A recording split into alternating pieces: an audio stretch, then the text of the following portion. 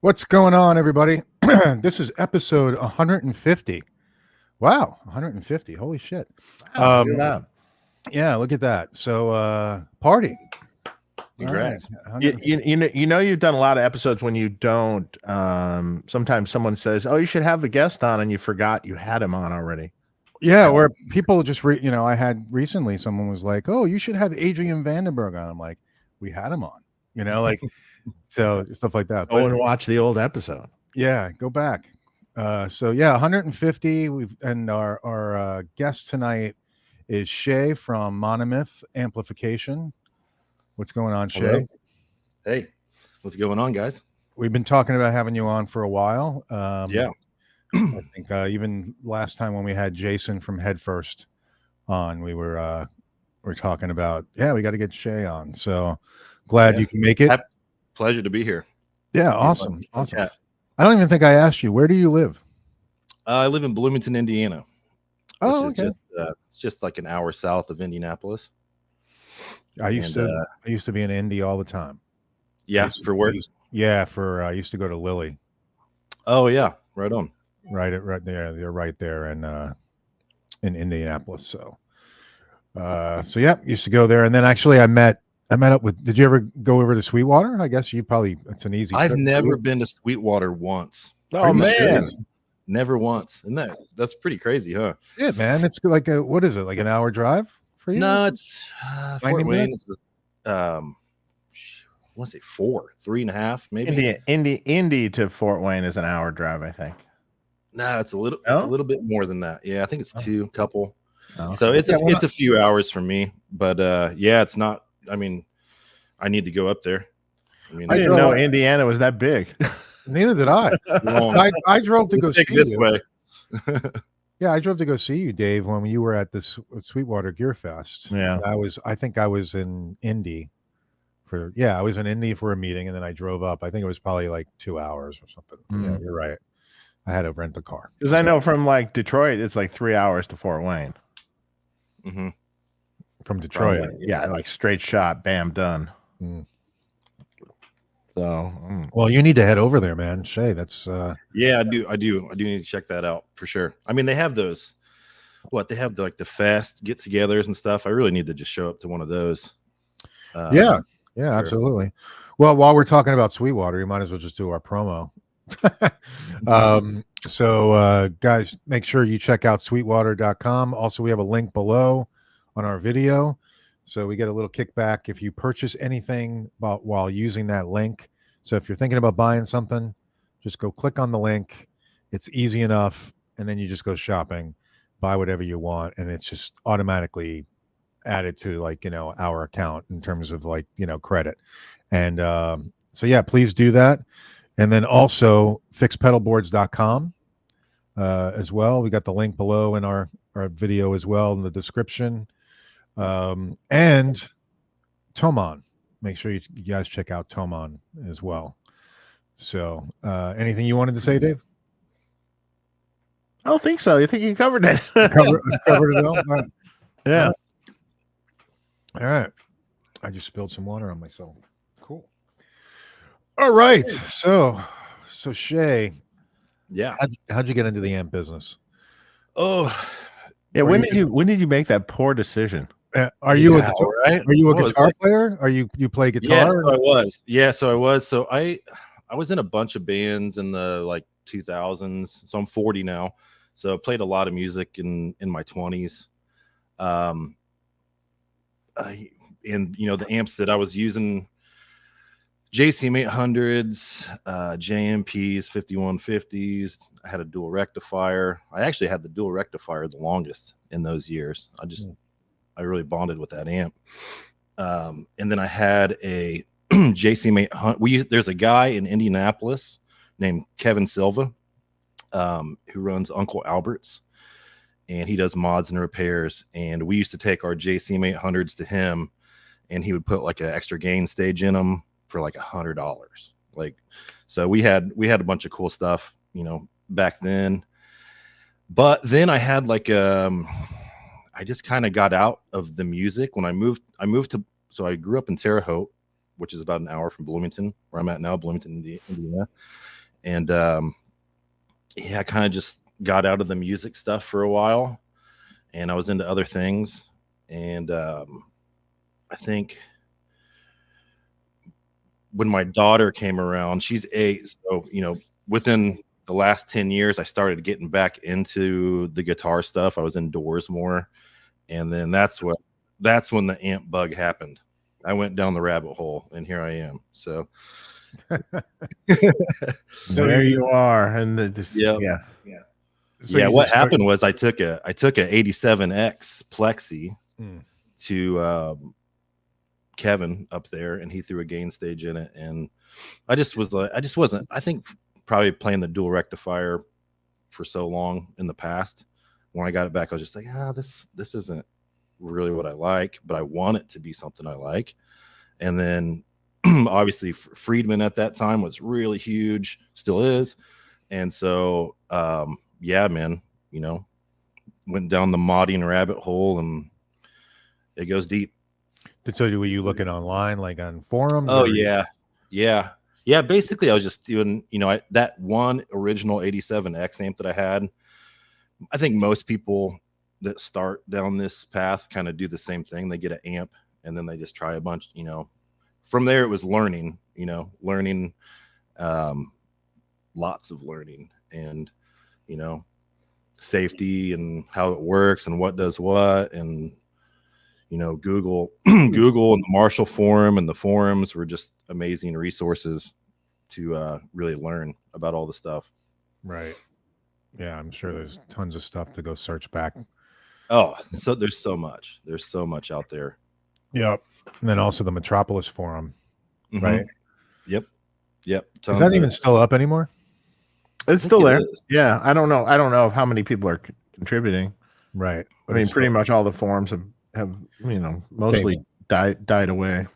It's a shame. Yeah, because like people went to Facebook, and I enjoyed the forums at some point. I mean, yeah, there was a lot of The forums were better, actually. I think. I mean, the Facebook Yeah. groups are cool, and that's good. But I think that the stream of like content was better on the forums. I think, and I think more in depth. Facebook There's more groups were not as in depth, and yeah, you know. absolutely. Yeah. as all that. But yeah, I mean, you never stop learning.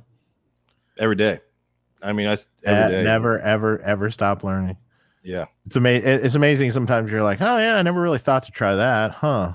Wow, that's good. Yeah. And really it's, I think you get inspired by something or some other thing or some other Sure. product or some other sound or something, and you're like, huh, I wonder if I can make it do that. yeah. I remember when I was doing it, it's like there's a lot of kind of disinformation out there too. So it's like if I found somebody, if I was on the Googling- internet? Yeah, right. But it's like there's people out there, and I figured out who was saying the correct information, and I really listened to what they were saying and kind of worked it. And then that was really the key to figuring a lot of stuff out, is finding the right people that were giving the right advice about the direction. Mm-hmm. So Yeah, huge. for sure. Oh yeah, I'm For sure there's sure. a lot of misinformation out there too. Yeah. That's true. Well, I came from a time when there wasn't an internet. Yeah. Yeah. Yeah. Talk about that's trying crazy. to learn then.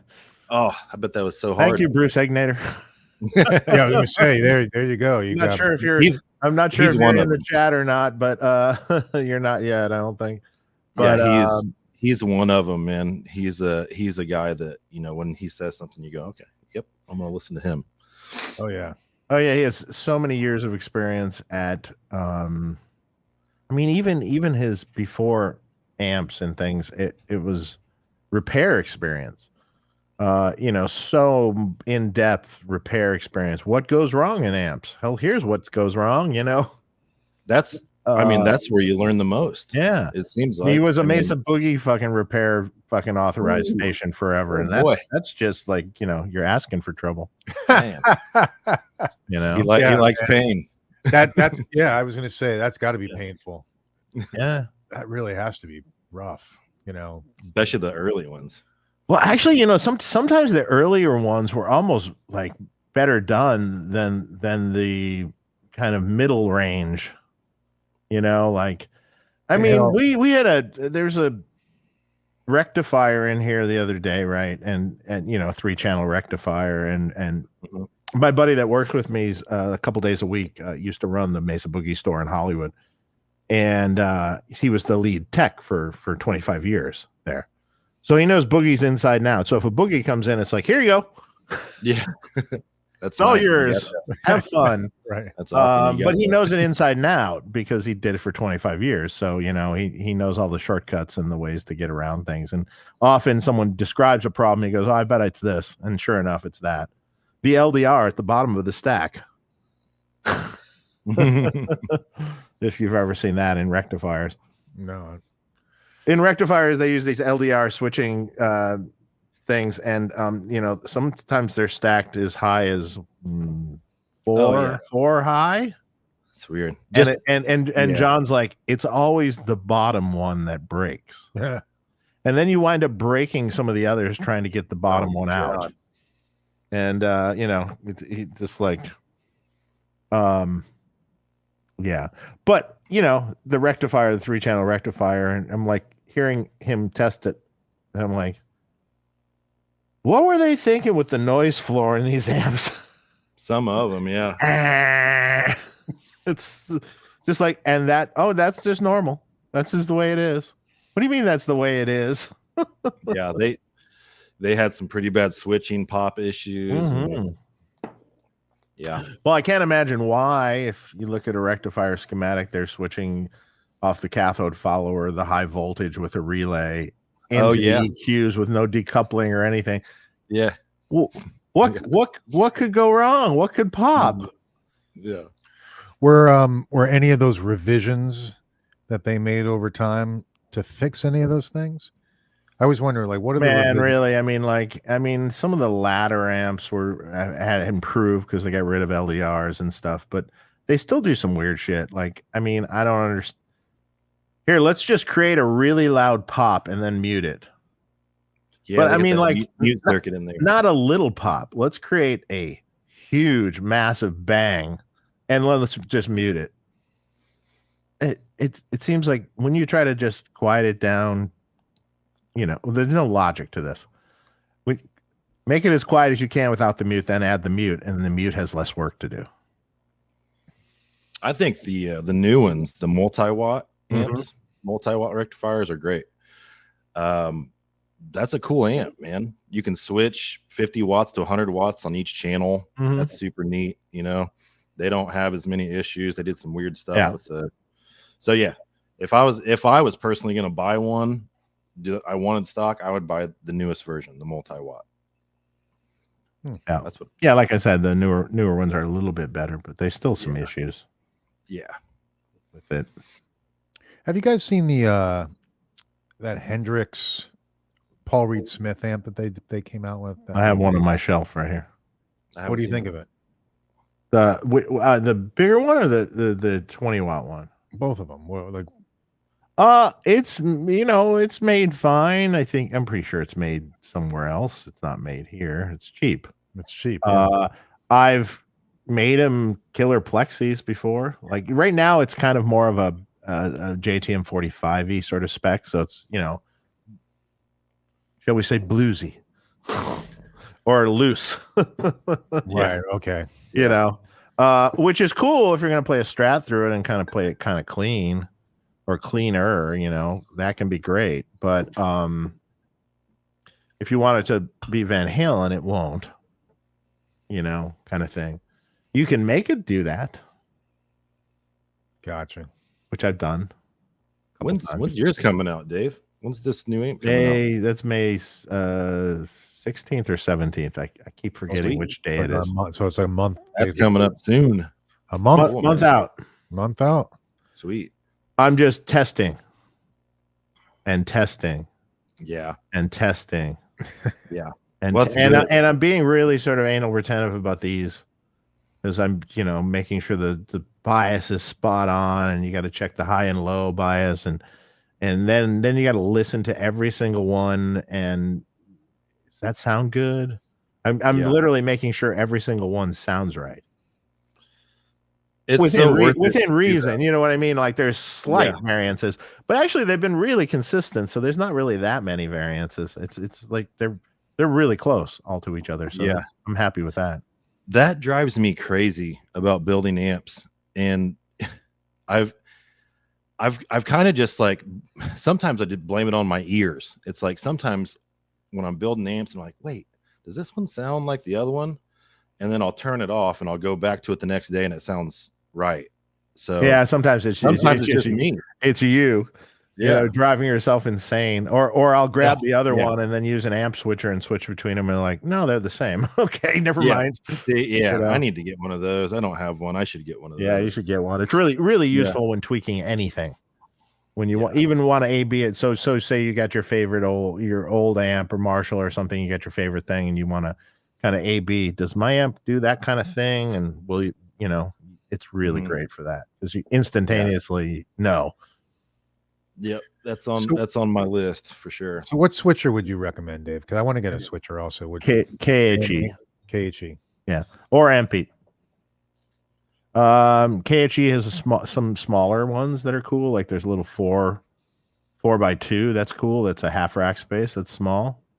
That's cool if you don't need a lot of stuff. And you know that doesn't exist in the Ampete line. That stuff's bigger. So I have an 8x4, I think one. Gotcha. Okay. Which eventually all the amps over here over here will be hooked up to it when I get there. I need to get one for these. Yeah, right. That little setup you have right there would be perfect for an amp switcher. Yeah. And I'd like to do it too.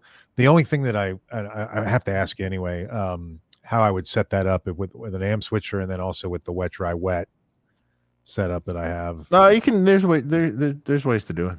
Okay, we'll talk. We'll figure it out. There's ways to do it. Yeah, because I got 7 amps right here. I almost maxed out the amp switcher. Yeah, is that are those your personal amps? Those are just vintage amps. Yeah, so this is like cool. Vintage plexi at the top there in the back, and brown face bandmaster, the harmonic tremolo, then a high watt. Well, it's a DR103 now, but it was a PA head. Then a Jose modded Marshall. Sweet. And then my newest acquisition, a Fawn 1977 JMP. I was gonna say I don't remember seeing that. That's new. Those are cool. And then a blackface basement head. Sweet. So I don't see those Fawn ones very much. No, and I was in New York on vacation, and I was sitting in an Irish bar, drinking, waiting for my wife and son and daughter to come out of a play they went to. So I just went down the street, of course, we dropped them off, and I looked down the street, and I'm like, see bar. I'm like, I'll probably be there. Get me up when you're done. And I walk in this place. This is the best Irish bar I've ever been in. It was awesome. It was like owned by real, Irish. It was authentic. Authentic Scottish bartender. And I was doing some scotch and a Guinness. Ooh, yeah. Yeah. I love Guinness. Yeah. So the Guinness was good, but it really is good if you do a smoky scotch with it. Nice. It's Guinness for some reason gives me a bad hangover though. I hate that. So I don't touch it too much, but I love the way it tastes. Well, if you drink a case of it, I mean, yeah. Yeah, true. It makes you more thirsty once you start drinking. That's the problem. Makes you do all sorts of things. Yeah. So what were you looking online while you were drinking? Yeah. So anyway, sorry. I started the story. I just got sidetracked. So we're, in this bar looking at a line, and I'm like, see this? It was like a Guitar Center thing. And I see this Fawn JMP, and I don't have a JMP. I never really was that fond of JMPs, but they do a thing, and I'm like, I should really have one. And I'm like drinking some more, looking at it a couple more times, and like, fuck it, click. It won the battle. Click. And I'm like, what did I just do? Am I insane? I'm on vacation spending all sorts of fucking money. Well, and it's a feel good moment. It like Yeah. it's that adrenaline goes. You're like, oh yeah, I got something. yeah, and I haven't done that in a while. So it's like, That's all right, all right. Okay, yeah. And then in my head, I'm like, well, they're gonna wreck it when they ship it anyway, Yeah. which they did do. Did they? Really? Yeah. No way. Guitar Center has a tendency to pack Oh, things, Guitar Center. Yeah, no, pack things poorly. they have no idea. And well, we worked it all out. We had a financial. Good. The price got better. Well, let's just say Let's just leave it there. if it was going to go to one person who could fix it. And the funny thing is, it went to the right person. Well, the funny thing is, when I first got the guy on the phone, the customer service on the phone, Right. which he was very nice. He had worked at Sweetwater for 10 years. So, and he said that to me, and I'm like, he goes, I'm kind of new, but I worked at Sweetwater for 10 years, and I'm like going, well, then you're gonna know who I am. Yeah, exactly. and he did. Right. He was like, I'll give it to them. They made everything right. It's all good. Sweet. So What year is it? it's a 77. It's early. 77. Cool. Oh, cool. So it's so early. It has the push-in impedance selector on the back from the late 70s. Yeah, not a huge fan of those. No, but if it's tight, it's fine. Right. And it's had left over from late 70s the 0.68 5K presence pot. So 4.7K tail resistor, 5K pot to a 0.68, which I've never, ever seen a JMP with a 0.68, and it was original. And it has all mustard caps, too, so it was early. Well, how's it sound? I switched that, though. I switched it to the 0.1 and the 25K, like it latter ones. Yeah. There was some. I really played with it for a while, this amp, and I really got it cool sounding. It's just like sometimes you have to futz with them a little bit. Sometimes they're just ever so slightly too harsh, and sometimes they're a little brittle. Sometimes they're not. Sometimes that's cool. But this, I had to mess with it a while, but I got it just right. It's a standard JMP circuit. It's crazy how. Uh-oh. Hold on a second. Sorry. Mm-hmm. You're interesting looking now. You don't quite look like yourself. Sorry. You're a big round ball. You're a speaker. Is that what that's supposed to be? I guess so, huh? No. Yeah, my hold on one second. You guys can keep chatting for a second. Let me get my camera sorted out here. Okay. Well, you can still hear me, yeah? Yeah. We can still hear you. Okay. Let's see. Your head is just a now big white ball. Oh, here's Kyle. I want to give a thanks to Kyle. Actually, hey, Kyle. He hooked me up. I bought that vintage modern I was telling you about. We'll talk about the from him. Well, no, it was from a friend of his. He kind of brokered the deal. But did you get a good deal on it? I don't know. I mean, it seems like a good deal based on what I saw from reverb sales and stuff. Yeah. Have they gone up? Because they were really cheap. Yeah, they've gone up. Yeah. They were like hovering around the $800 mark. No, $1,100 now. Oh, okay. Hasn't gone up that bad. Not horrible. No. Yeah, it was a good price compared to what I saw on reverb and stuff. So yeah. Actually, I just saw somebody who said that they wanted to get their vintage modern modded by you. Here it is. L Merchant, want to get my vintage modern by him. I assume, or maybe it might be Shay. I don't know. So there we go. I'm sorry. That's all right. What the hell happened there? No problem. I haven't. Let's see here. I haven't. I've done a few of the vintage modern mods. That's a really good amp to mod. It's easy because you can take the whole circuit board out. Man, it just pops right out. Yeah. I love that. It's very. So is that basically what you do? You just pop the circuit out and you just put in a whole new board? Oh no, not a whole new board. No. But the problem with the vintage modern, so I don't know if you did it first or I did it first. I know I did one that then I gave it to Jason, or the circuit to Jason.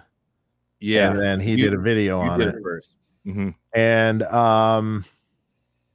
I came up with something that worked really cool in that amp, and it just sounded really good, real open. It's kind of similar to the Jakey Lee kind of circuit kind of thing, JMP-ish, bright, kind of cool. But the problem with that amp is you have to change the effects loop because it sounds awful. If you click it in and out, it's terrible. I did the mod first and then clicked the loop in and out, and I'm like going, oh shit, that's awful. Okay, I got to change the loop. And once you start doing that, you also realize that the reverb circuit that they have actually causes a ground loop in the amp that you don't normally hear because you have a post-phase master, and when it's really low, you don't know. You don't hear it. But when that's no longer there and you're doing something else with it, it's like, oh shit. Yeah. So I figured that out. So you lose the reverb. Oh, so you take the reverb out. The reverb's gone. The effects loop's gone. In place of the reverb, you add like a thump or depth or whatever you want to call it, resonance or whatever. That's cool. That's a nice feature. And then you convert the master to more of a normal master, and then you tweak the front end, so it's cool. I'm thinking you might lose some of the switching too, maybe. No, you're still there. I only did one so far, or maybe two. I think I've done two. Actually. I pulled that post phase inverter master and put a regular one in it. Yeah. The loop works better that way. I mean, it still sucked. Yeah, it colored it so much. It was like, fuck that. Have they ever made a good loop in any of their amps though? Well, I mean, you know what? The op amp loop, to be honest, is way better than the one in the vintage modern. I mean, as long as you don't push the op amp loop into distortion, it's okay. I mean, you can click it in and out, and you're like, it's not really doing much of anything. Yeah. If you do push it in where it clips, then it's no good. There's a pretty big contingent of people who love the vintage modern just as it is, though. Yeah. I think it sounds great stock. I mean, it can be pretty good. 800. It's it's like a plexi style circuit, but it has a post phase master, and then that makes the loop useless because the power section's distorting then, and then once that happens, then the loop sounds like garbage. So there's some things. It's got a parallel gain stage, like one of the switches brings in a parallel gain stage. That's really what makes that amp sound pretty good. Yeah. Well, it's arriving tomorrow, so I'm going to throw it. I'm not going to be using the loop on it, which is good because I'm going to be using. I'm going to set it up with my wet dry wet setup, so it'll be going through a power amp for the effect. They're cheap. You can grab them cheap still. I mean, out of all the gear that's gone up so much in prices, you can still nab that one for under $1,000 if you're lucky. Yeah, I picked it up for 1,100. Yeah. Yep. So that's cool. Yeah, it's cool. So I'm looking forward to that. So thank you, Kyle. I also sold my Ampeg to a viewer of the show, Chris. I want to make sure I get his last name right. Chris Silvagni. Yeah, Chris. Shout out to you, man. Hope you're feeling good, and thanks for the purchase. I appreciate it. Hope you enjoy the amp. You'll get it on Wednesday. So, all right, cool. All right, we got a question here. Tim Connors. Hey, you studs. Shay, tell us about the V2 SK. I guess that's the skeleton key. I noticed a new toggle on the front. What has changed, and do I want you to switch mine over? LOL. Still loving my skeleton key. Definitely a keeper. Yeah. So basically, this is the 4th year. So I released the amp, and the original skeleton key was in 2021. And then there was some small layout revisions as I went along, but everybody, so there's a switch on the back that's a blood switch, and it's just like it's a gain frequency boost basically, and everybody kept saying that they wanted it on the front, so we moved that to the front. And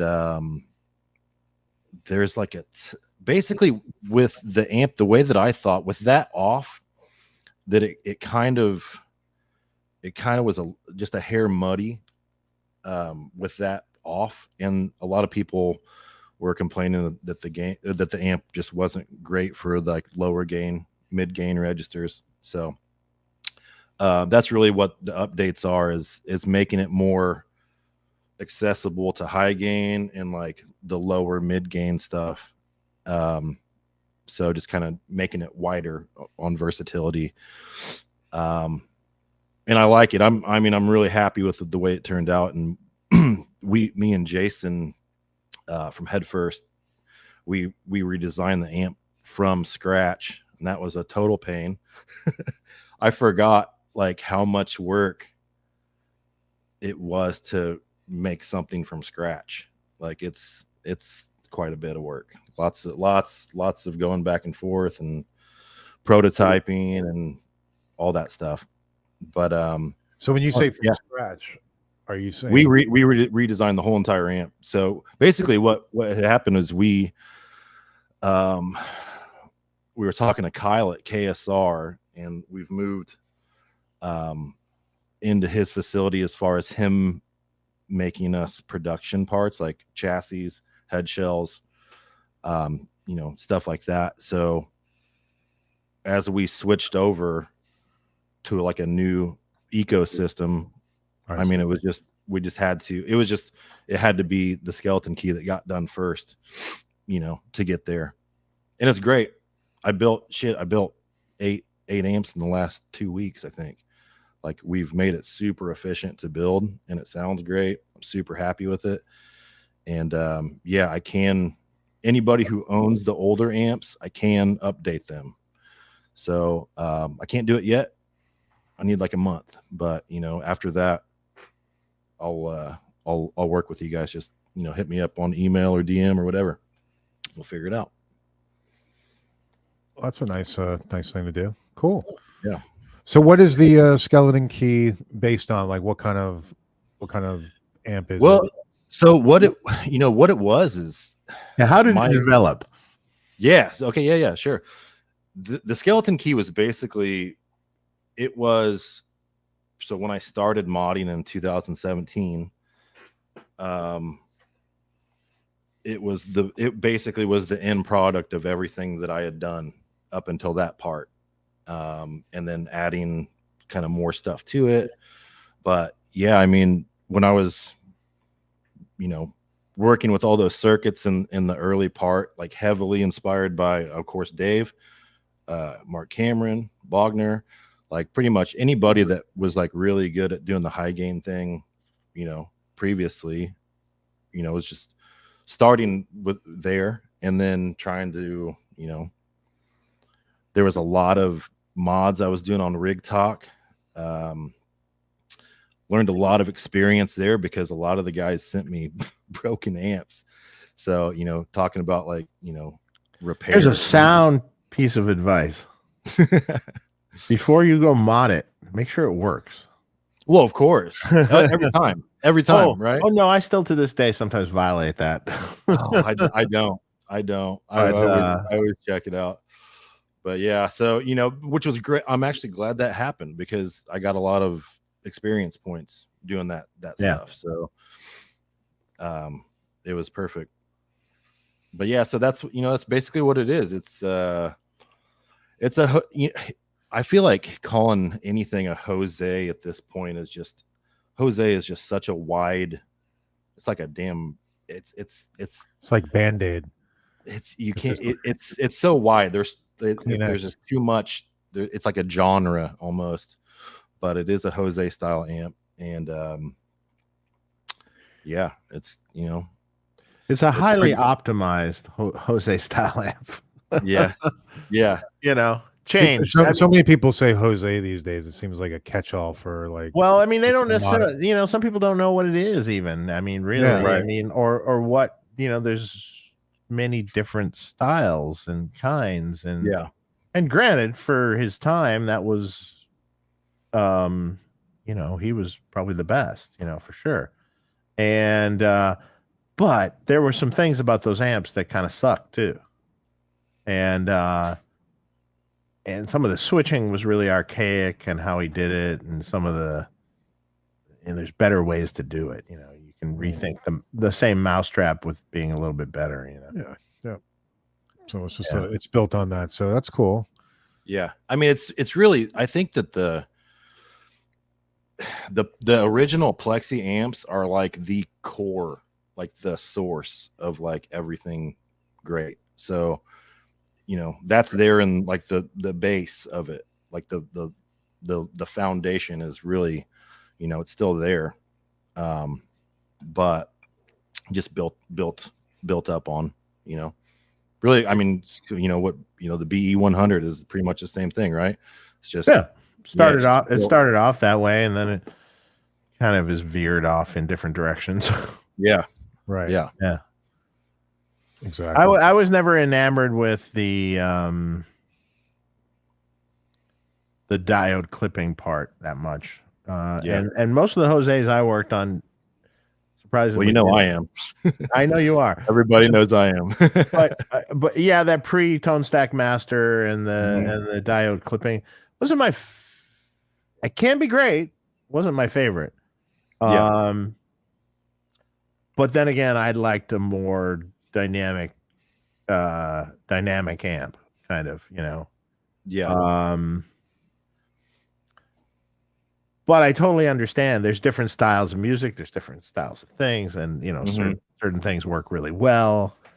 There's a big difference in feel, like when you put the where that master volume is. The amp responds in a totally different way. I don't know if I really like the pre-tone stack master though. I mean, you can do the diode clippings the same way and then put post master, and you can do it exactly the same. Yeah, exactly. And I think Jason, it works better. Jason sent you that one. I don't know if you remember. Jason sent you that mod that we've got a switch that does that. Basically, I don't think he sent me that. Oh, really? Well, he was lying then. You're lying, Jason. Oh, well, if so, I could have forgotten. We'll call him out. We'll call him out when he joins. That's cool. I don't know if he did or not. I mean, we have a lot. I don't know. We talk. What's the switch? For your post, right? It's basically just a switch that emulates a pre-tone stack clipping, but then you can still have the post, the post master. But it just happens right before the tone stack, so it does sound really close. Oh, is that with the 220K? Yes. Yeah. So instead of a 1 meg. Yes, exactly. I've never tried that. Oh yeah, try that one. It's good. Never tried that. I use 150K on most, but it's good. It's great. Sean Tubbs, you're okay. You might be a goofball guitar player, maybe, but I agree with that. We love you. You're a great guitar player. Yeah, he's a great. He forgot great in there. He's a great goofball. A great goofball guitar player is what you should have said. Yeah. Love you, Sean. Hope you're doing well. Hope the family's good, man. Yeah. Sure. Sean's a good dude. I do believe Sean might have a product of mine he's doing a demo for. Oh, really? Yes. Cool. Paul McGalloway. Dave, you're a genius. Wait, one thing. Sean, if you don't have that product, please tell me. You should have had that product. Okay. Yeah, let us know. Imagine your favorite 68 Marshall volume is set to 8. How would you replicate that on the IRX? The IRX is incredible. Thanks. Best show on the internet. Oh, it's probably the gain channel with the gain on 10, to be honest. I mean, the Plexi's pretty gainy, man. So you're talking about the The overdrive channel, channel Yeah. 2. Yeah. Gain on 10. Not boosted though. No, not boosted. No. Yeah. No. Just that. And then how to dial in the EQ to match it. I did it actually. I loaded down my Marshall and compared it to the IRX directly with a switcher. That was interesting. I don't remember how I had it set though. I mean, I would guess mids higher, maybe 7, maybe. Bass could be a 10, to be honest. It's not that on maybe the tighter setting on the switch. And treble might be like around 4 or 5 or something. They really already get you in the ballpark. It's really like fine. Yeah. You know, the new wait, I shouldn't mention my new secret favorite pedal, because then all the prices will go up. Oh. Well, you got to tell us now. Shit. I know. I got to tell you now. No, I don't think I'm going to tell you. Everyone in the chat's now going to go, what is it? No, it's a so have you ever what is it called exactly? It's called you've ever seen the DOD clean boost pedal with the tone knob? Mm-mm. The old FET boost. The hell is it called? Wait a minute. I have it.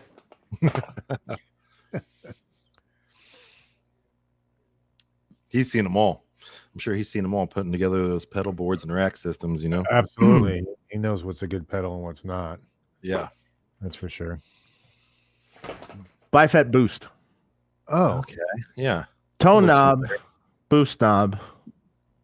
Clean boost, but tone knob is very useful. Cool. Show that again. What is it? So you better hurry up and buy it now. Buy it now before it goes up. Wow. Everybody's running to reverb right now. They're all going to leave the show. great clean boost. But the tone knob's really the magic. You know, you can make it have that kind of spit and that cut and that tight, bright kind of like.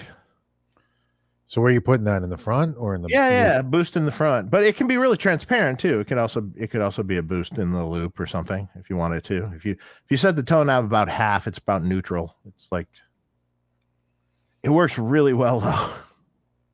Right on. And I forgot about these. I remember guys using these in some rigs I did years ago, and I kind of forgot all about them. And then I don't remember who sparked my interest in it again. And I'm like, oh, maybe I'll just build one. And then I'm like, well, wait a minute. I'll just buy one for $100 because I'll never build one. Yeah, $100 is fine. So, yeah, it's fun. It's good. Nice. Mr. Woodchuck, love my club secret. Thanks, Shay and Jason. Oh, awesome. That's new, right? You guys just came out with that. Yeah. Well, it's already done. Yeah. Well, they're gone. Yeah, they're gone. So basically, what that was, when Jason came to the U.S. last year, there was a guy, Mark, who works at Shea microphones, and he sent Jason an amp to repair, and it ended up being a modded amp, and we were like, damn, it sounds pretty good. And we got into it, and basically it's like a slow style circuit, right? And it's what is really funny. It is an SLO modded Mark. It is. It was Mike Soldano actually did that mod. Minus this mistake. Yes. Yes. So we found that out recently, and it's hilarious. But yeah, it's so basically what the club secret was is like a play on that amp, and then we added some, we just added some extra options to it. Did some that clipping switch we were talking about, put that in there, switchable bright caps, depth, and yeah, it sounded cool, man. It was when we made 6 of them, and the problem is, like, we just were trying to put it out for fun, but I think it pissed off a lot of people because they couldn't buy it. So that's not great, That's why I said you have to make more. Yeah, or you can. I mean, you did it as a limited run, right? Yeah. Yeah. definitely don't want to, like, not trying to, like, you know, hold anything back from anybody. I mean, we just want to, I mean, really, we were just trying, me and him did it as like a little passion project for fun, but obviously it's like the customers, like, shit, we want to make them happy. So, well, is there any particular reason why you wouldn't be able to make more? Or I think we could. okay. I think we probably should. Maybe we could change it a little bit. I don't know. Add some other stuff, but we'll see. We'll see what happens with that. Gotcha. Stormlight Direct or Architect, sorry. Thanks for the super chat. Evening, Dave. Any release date upcoming on your Plex and Gel 50? We just talked. The Plex will be Plex will May. I keep forgetting if it's May 16th or May 17th. So, and I have no one to actually ask right this second. So, one of those 2 days, it'll be out. You'll see videos, so you'll know. Gel 50. That's next. It's coming. It's done. I just got to make them. You got to realize, like, when I say we got to make them. So, like, for instance, the Plex. Okay, you got to get all the parts there. You got to get all the circuit boards stuffed, and then you actually have to physically make the amp. Mm-hmm. And when you have to physically make, I think there's 300 plus of them on order now. That's a lot of amps. It's a lot of work. It's a lot of amps, and then not to mention, I'm testing those amps extremely carefully to ensure that each one sounds the way I want it to sound. So, you know, if it doesn't, I kind of put it to the side and then revisit it and see what's going on. You know, generally it has to do with tubes or something. The way I built them is extremely consistent. So, and I've noticed that actually really in this build, I've super noticed that they're extremely consistent. Other than tubes, there's no difference, you know. That's all. There's no wire, stray wire, or weird solder joint. There's no nothing, you know, because there's no wires really. Yeah. Gotcha. Do you know who designed the direct module? And any chance we'll see a skeleton key or head first module? My vote would be for a club secret module. And then Dave can just make it. He already knows what it is. And then thoughts on a KT. Actually, I don't know everything it is. I don't know what you changed. Yeah. I don't own Synergy. Yeah. So I can't comment. I know that you need, to have a module, you need to have some sort of, track record and sales and notoriety or some sort of something, or it has to be a particular amp that is being, gone after, Yeah. Like. Does Avi own that? Yes. Okay. Yeah. Yeah. But it's like that, if you're kind of a new builder or something and you make a module and it, it just sits there, it's no good. Right. I mean, yeah. No good to anyone. You know what I mean? I did one, probably, it's like if you look at the sales, I mean, there's a lot of people in the space that have no idea who I am. Yeah, sure. So that's part of the reason why you're on the show. Yeah. Thanks. Yeah. Now you're going to hate us because you're going to be swamped. Yeah. I figured so.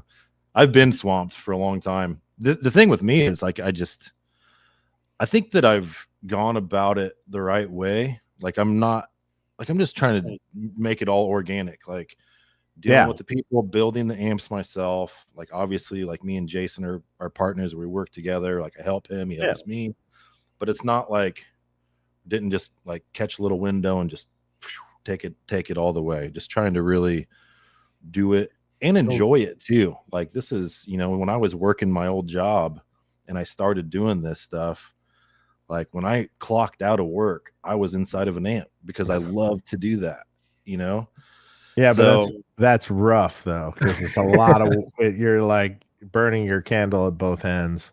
Yeah, and, I know. Man, it did change. Yeah.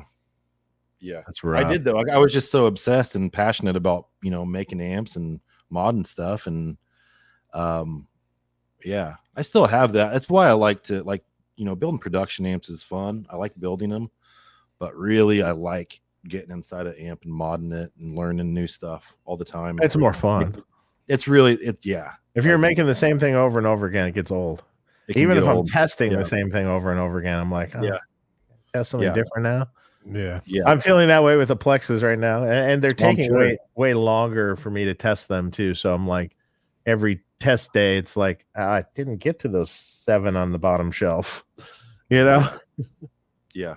I'll literally be testing till like the release. I mean, they have to start shipping them too, Yeah. Right. They're gonna be doling them out to dealers. Not every dealer gets the complete order, so they'll be doled out. So what's the street price on those? $27.99. $27.99 from Sweetwater, like from retailers? From any retailer, it'd be $27.99. That's a good price, man. I think so. Yeah, I mean it's good. It's right in line with some of our other amps and stuff. So yeah, it's good. And it's 50 watt, right? 50. Well, yeah, or actually could be more like 65 watts, but yeah. Okay. Like a Marshall 50 isn't a 50 either. It's more. Right. Yeah. All right, and the last question from Stormlight Architect: thoughts on KT77s in a Run 50? Man, I never use KT77s for anything. So, how they sound in a Run 50 could be great. I'll just be plain honest. I have no idea. I just never got into them for anything. I think I must have tried them before, but I didn't feel that they were that much different than anything else. I don't know. Go ahead. You can do it. You can put them in there. That's fine. Put 6550s in there if you want. Yeah. Or KT88s. It always scares me when customers hit me up and like, hey, I'm going to throw these tubes in there. And I'm just like, no, don't do it. Don't change them. No. This is a good question from Spartan Pride. Dave, what happened with Jerry's G&L? It got serious fast. It's really simple. It was misplaced. That's crazy. They thought it was stolen, but it was misplaced. But how do you? I don't know exactly how it was misplaced, but it was misplaced. When someone's going from he's recording another solo record, so when someone's going from studio to another studio and places and things, and people are moving things and this and that, I got caught up with someone's stuff and it got moved. Luckily, it was found. I chatted with him on the phone about that, and I did bring up Tone Talk. Good. Yeah, and he said when he starts doing the promo for the new record that solo record he's coming out with, then we'll do it. We'll revisit it. Okay. Too bad that story didn't come out then. He had tons of press on that. Right. Yeah, major press. Yeah. Major press. I mean, it was everywhere, even Guitar World, like on Facebook. Oh, I know. And I was like, oh my God, no, not again. Yeah. This is like, I know that guitar. It's really cool, actually. And that's that's his most famous guitar, probably. It's really a great feeling guitar, though. It's really good.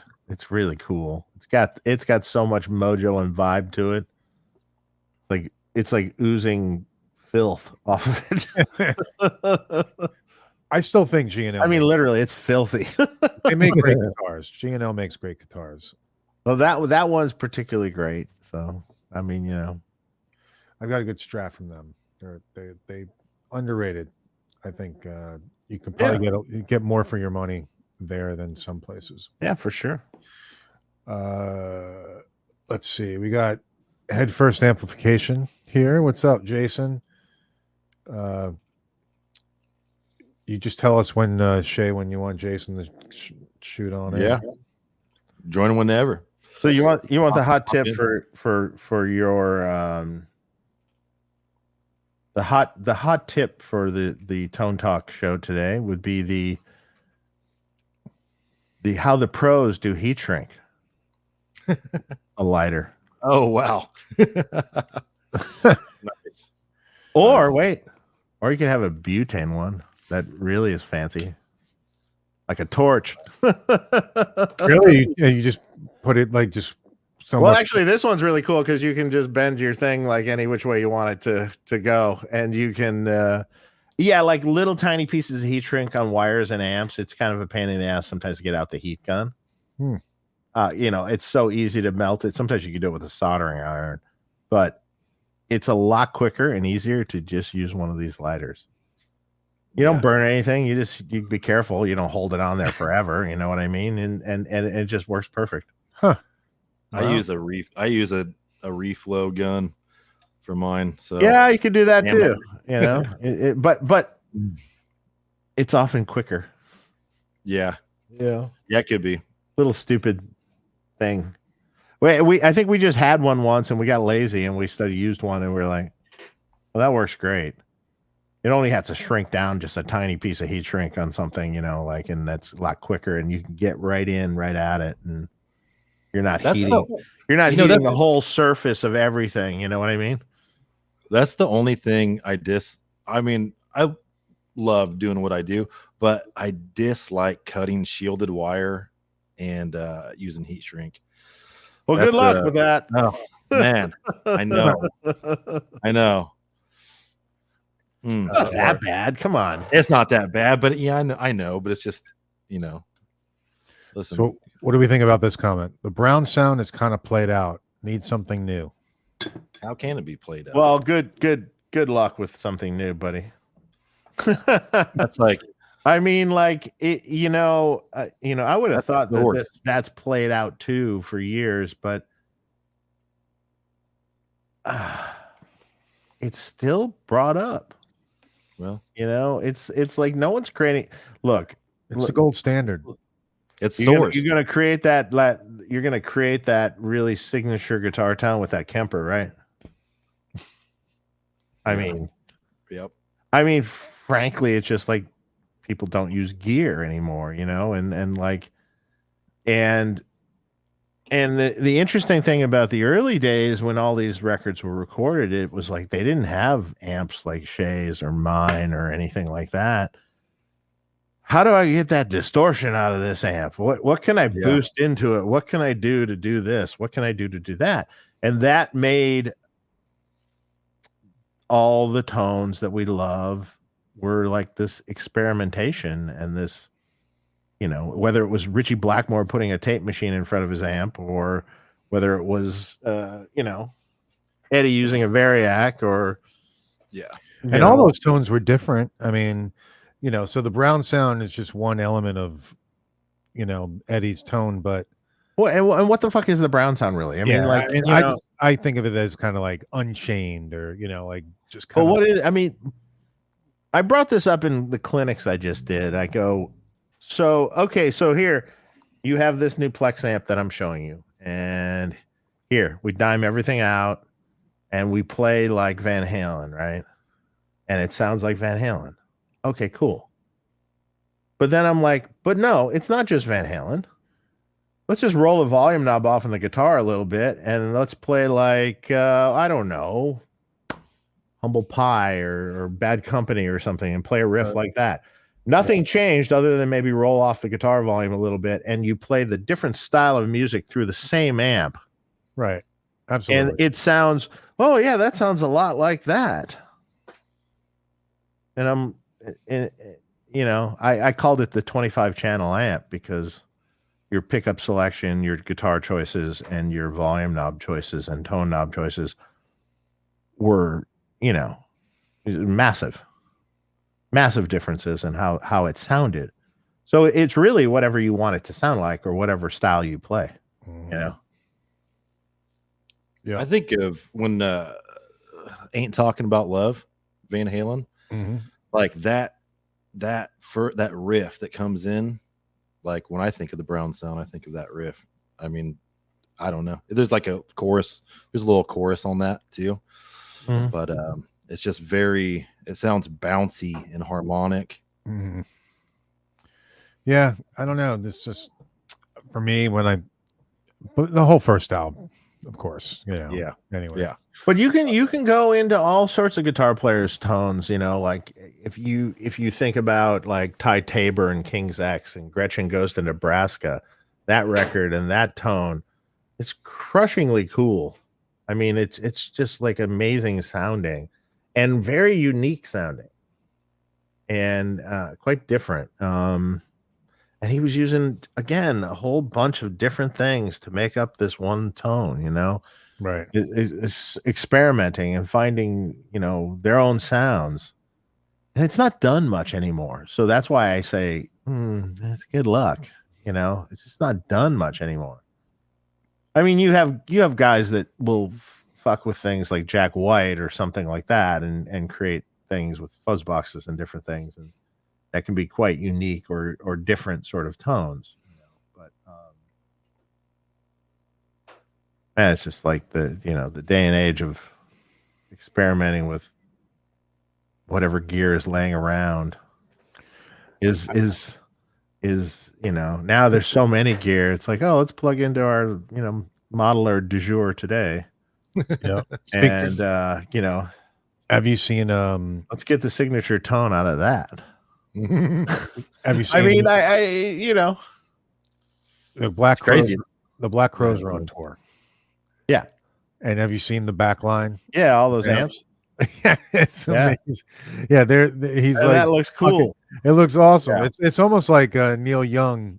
Yeah. What Neil Young would do also, where like you just literally like, okay, well, I want to have a 57 Tweed. I want to go ahead and have a he has like literally every fucking amp that he could possibly think that he wants on stage, and they're all just there. And maybe some of them are just not being used either, but they're I wonder they're about there. that. Yeah. I don't know what. I mean, I imagine there's a few that were the main things.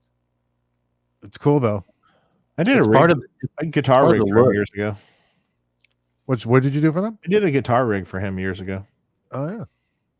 Yeah. That's cool. Were they good to work with? I didn't really work closely with him. I worked with his tech at the time. And it was paid for by a friend of his. This famous, I can't quite remember now, but I want to say he was a famous baseball player or something that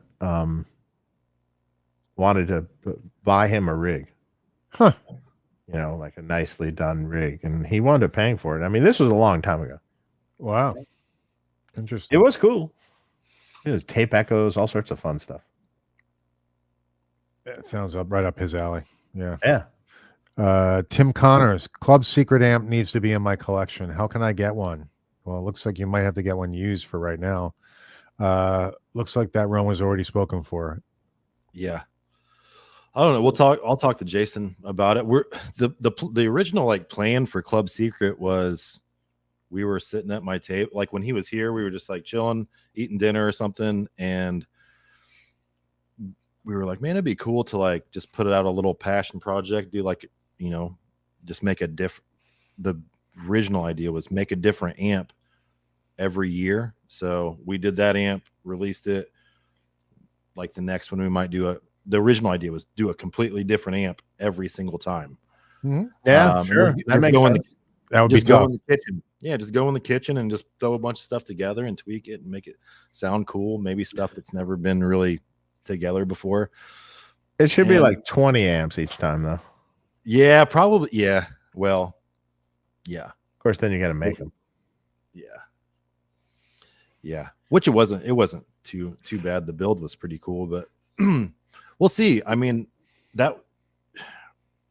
it was really successful how that happened. I mean, they were spoken for right away. I saw that. So, yeah. And so that's always great to have that. So yeah, we'll Absolutely. see. We'll see where it goes. Cool. Stephen Douglas, Dave, did you have any input or involvement with the Soldano Astro?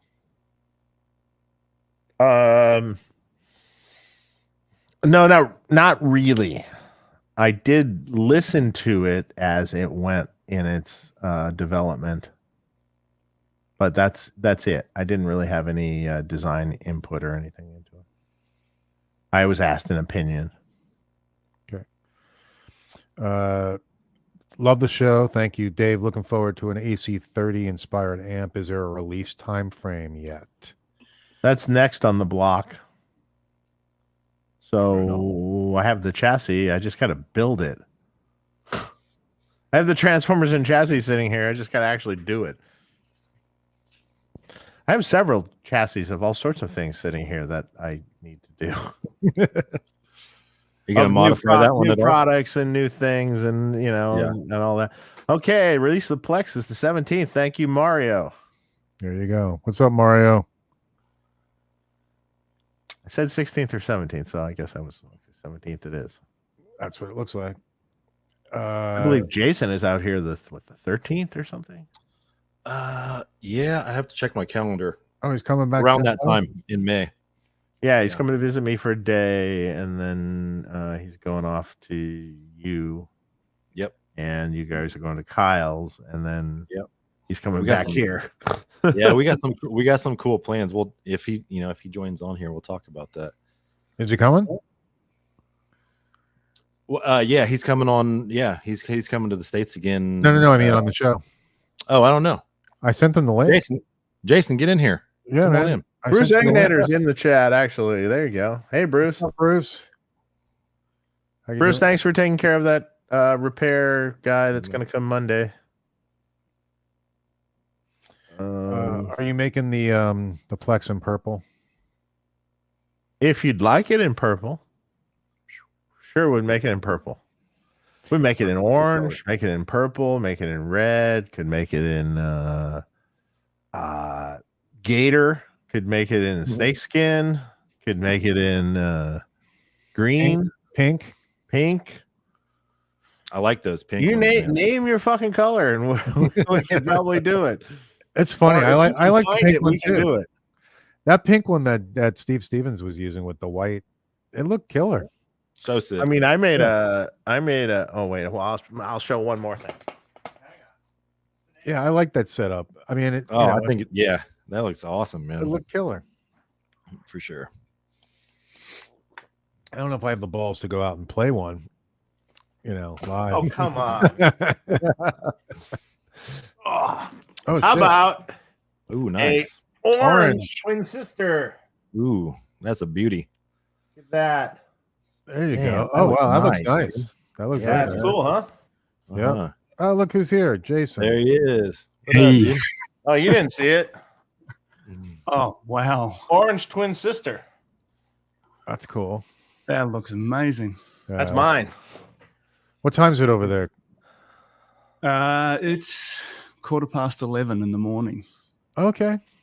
on All right. You're Saturday. awake. So you're not drinking yet. That'll happen a bit later. Yeah, early now. Give him a half hour. Yeah. I think me and Jason have worked out so well because it's night here, and when we're talking, he's on coffee. So, somebody's steering the ship. So Somebody's sober. yeah. Well, Dave, I've had a few drunk calls. I think you had one too. I had one. Yeah, I had one. that happens. That happens. That's okay. I don't mind. That was fine. That was Yeah. fun. This is where I all like the, it.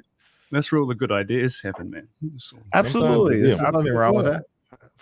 For sure. I had no issues with that, by the way. Hey, thanks, man. I'm glad you picked up. That was cool. I'm like, hey, he's calling me. I'm sitting here in front of the TV doing nothing. So yeah, I'm gonna pick up the phone. Sure. I think really at that point, man, this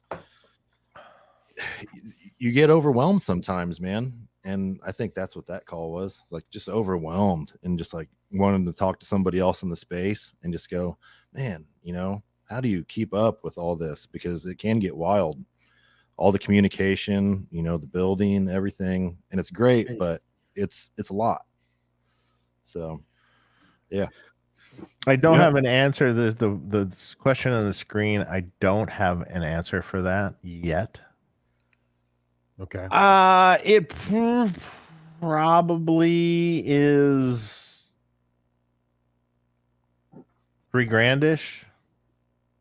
We didn't discuss it yet. So. How many Plex are going to be built? You said you're building 300 right now, right? For the first run? I mean, technically, I think we have, or at least we've ordered enough boards to do 450. So, but the orders on order right now are 300 plus. Right. So, and that's without, any videos or nothing yet. Yeah.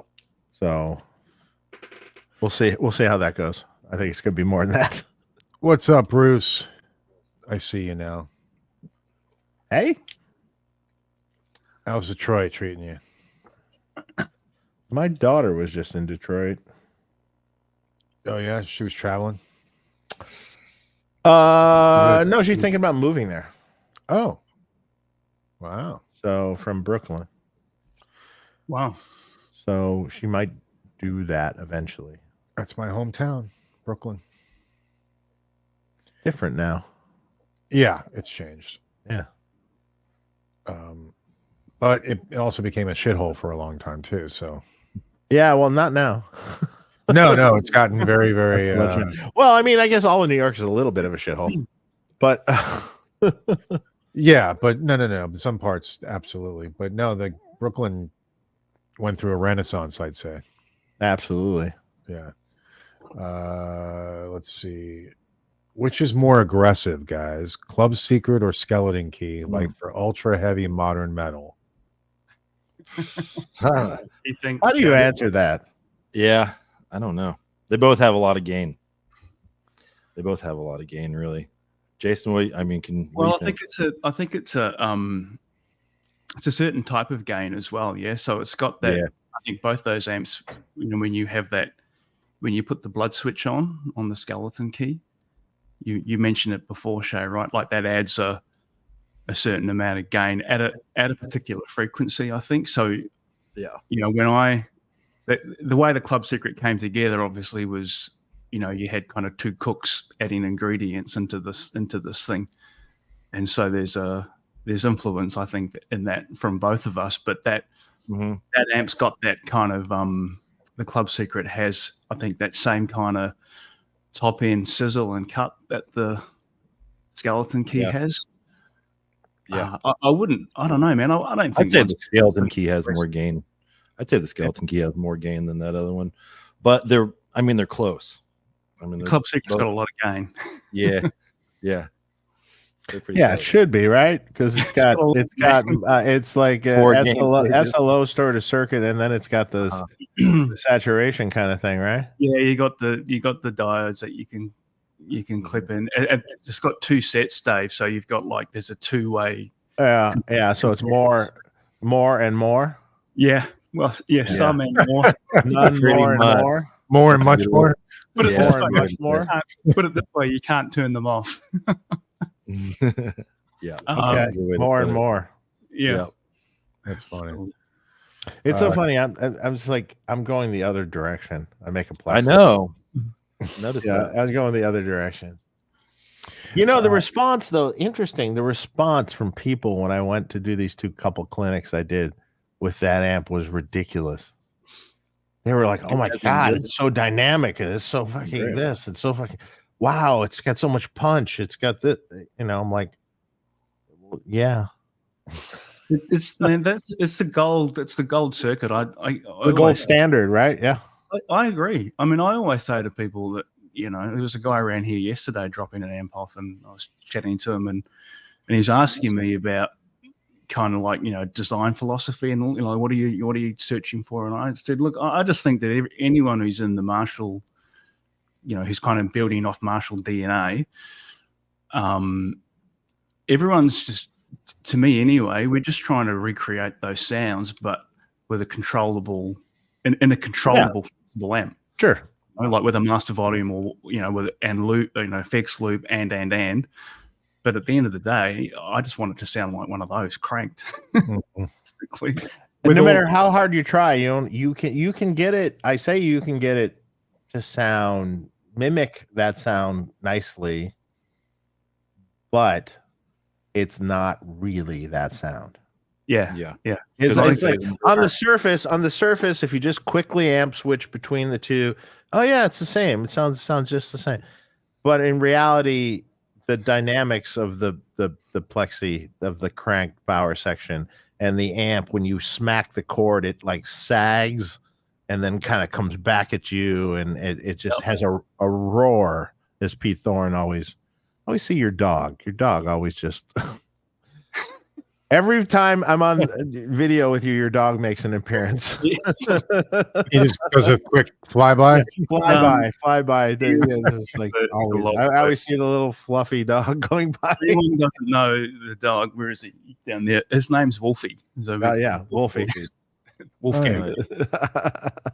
Cute. Yeah, but I mean, you know, like that plexi, and harmonically too, when that amp is like on stun, when you're hearing it, and you're hearing it in kind of a controlled way, like say with a power station or something, or there's certain harmonics that just pop out of that thing that are just not available in a a gain preamp style amp. It just doesn't exist. Yeah, there's a wilder harmonic content to it that does more interesting things. Dave, do you think that that's I always use these talks to ask Dave questions. Sorry, quiz me. Do you think that that's how much of that is down to the phase inverter? I think most of it's a phase inverter, because I got to tell you, I've been testing like scads of these things, right? And so, when I get them across the bench of the Plex that I'm talking about, but when I get them across the bench, the first thing I do is, all right, make sure the wall voltage is spot on 120, check the bias on high and low settings in the Variac, make sure that's spot on where I want it, because they've been burned in. So often when you burn tubes in, you check the bias again and it's different, so I reset the bias and readjust it if needed. And then I'll check it on the scope, everything cranked to piss, that everything's functioning, full tilt, no master, cranked, everything. So, okay, it survived the torture test. And then when I just listen to it, I listen to it with the master down low. Because I can tell, I know now, and I can tell what it sounds like. And, with that master down low, I got to tell you, at least with, the master I'm talking about, that does something interesting to the phase inverter. I think that master, did you play with that at all yet? Yeah. I've definitely, that master, I'm telling you, yep, easily the best post-phase master. Easy. I mean, like it really, and I've showed people at the clinics this. Because I had the power station going, not to kill them, but I would turn the master down while, even with the power station, and turn it down while the player, like Sammy, was playing. I turned it down. I kept turning it down to like whisper volume, and the tone never changed. It never changed. It was just the same tone. That's what you want. But that particular master starts loading the phase inverter down more and more and more and more, and it actually will distort. The phase inverter will distort a little more. So that's why it works so well, I think. It's interesting, isn't it? Yeah, because it's loading down the output couplers. Yeah, output couplers, it loads them down, and in turn it's less bass. But if you compare it to like a Larmar, post phase inverter master, when you start turning the Larmar down, it sounds like, yes, it gets brighter. Yes, it's a little less mids, but the low end gets a little bit bigger too. And it doesn't sound quite, it's almost looser sounding as you turn it down. It doesn't quite sound right. Is that what this one? No, that's a whole different one in the modern vintage. This one will technically be shaving the low end response off. Yeah. As you're turning it down. But it doesn't really seem like it's doing that when you're listening to it, and I think the little extra distortion and shaving the little low end off really kind of sculpts the tone to keep it kind of the same, It seems to have a different taper too, Dave, than the Lamar. Yeah. Like the way the pot responds. And I've tried it. You know, like kind of like with the 250K pot. Yeah, You we use a 250K pot, 250K pot with so and with grid resistors of 2.2 meg. Yeah. And which in turn then it's really a 220K 20K, yeah. value, you know. And then as you turn it down, you know, it keeps going down lower and lower. Yeah. Yeah. It's shockingly sounds good. Shockingly sounds good. I bet it does.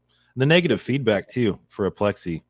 The negative feedback acts, you know, when you turn it up, the way that behaves is adding a lot to that tone too. Yeah, you want to know something funny though? Is with this master volume, it doesn't seem to be that big of a deal. It's a weird thing. Yeah, it's a weird thing. It's not. It's really a consistent tone all the way down. Have you tried it, Shay? No, I haven't. It's really a consistent tone all the way down. And even if you have a power state, even if you're attenuating a little bit, so you can actually like listen and then turn it down, you'll hear it's like shockingly good. I mean, you can't put a loop in the amp or anything like that because it'll be shit. So please don't ask me that. But we have and you know what? Shortly, you guys are going to see Friedman merch on our website. So that's sweet. Literally, it's ready to go. It's just waiting for the web guy to put that on there. And and you have no loop T-shirts. I was going to say you must have if you got a T-shirt. There's no loop T-shirts. No, it doesn't have a loop. Yeah, are we going to do that on our shirts, Dave? Or are you going to do that for Friedman? No loop shirts. Well, we did already. It's already on the the site isn't live yet. The Teespring site isn't live yet, but it will be shortly. I mean, it technically is, but if I haven't announced it, you haven't sent the link yet. Yeah, I haven't set the link. Cool. No. All right, good.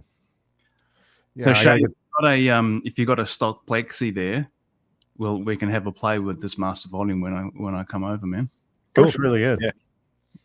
I got plenty. Unfortunately, Jason, I had the displeasure of doing a Origin 20 plexi mod because of you. Shit. Oh boy. Sorry. Did you, man? Really? Yeah, I did.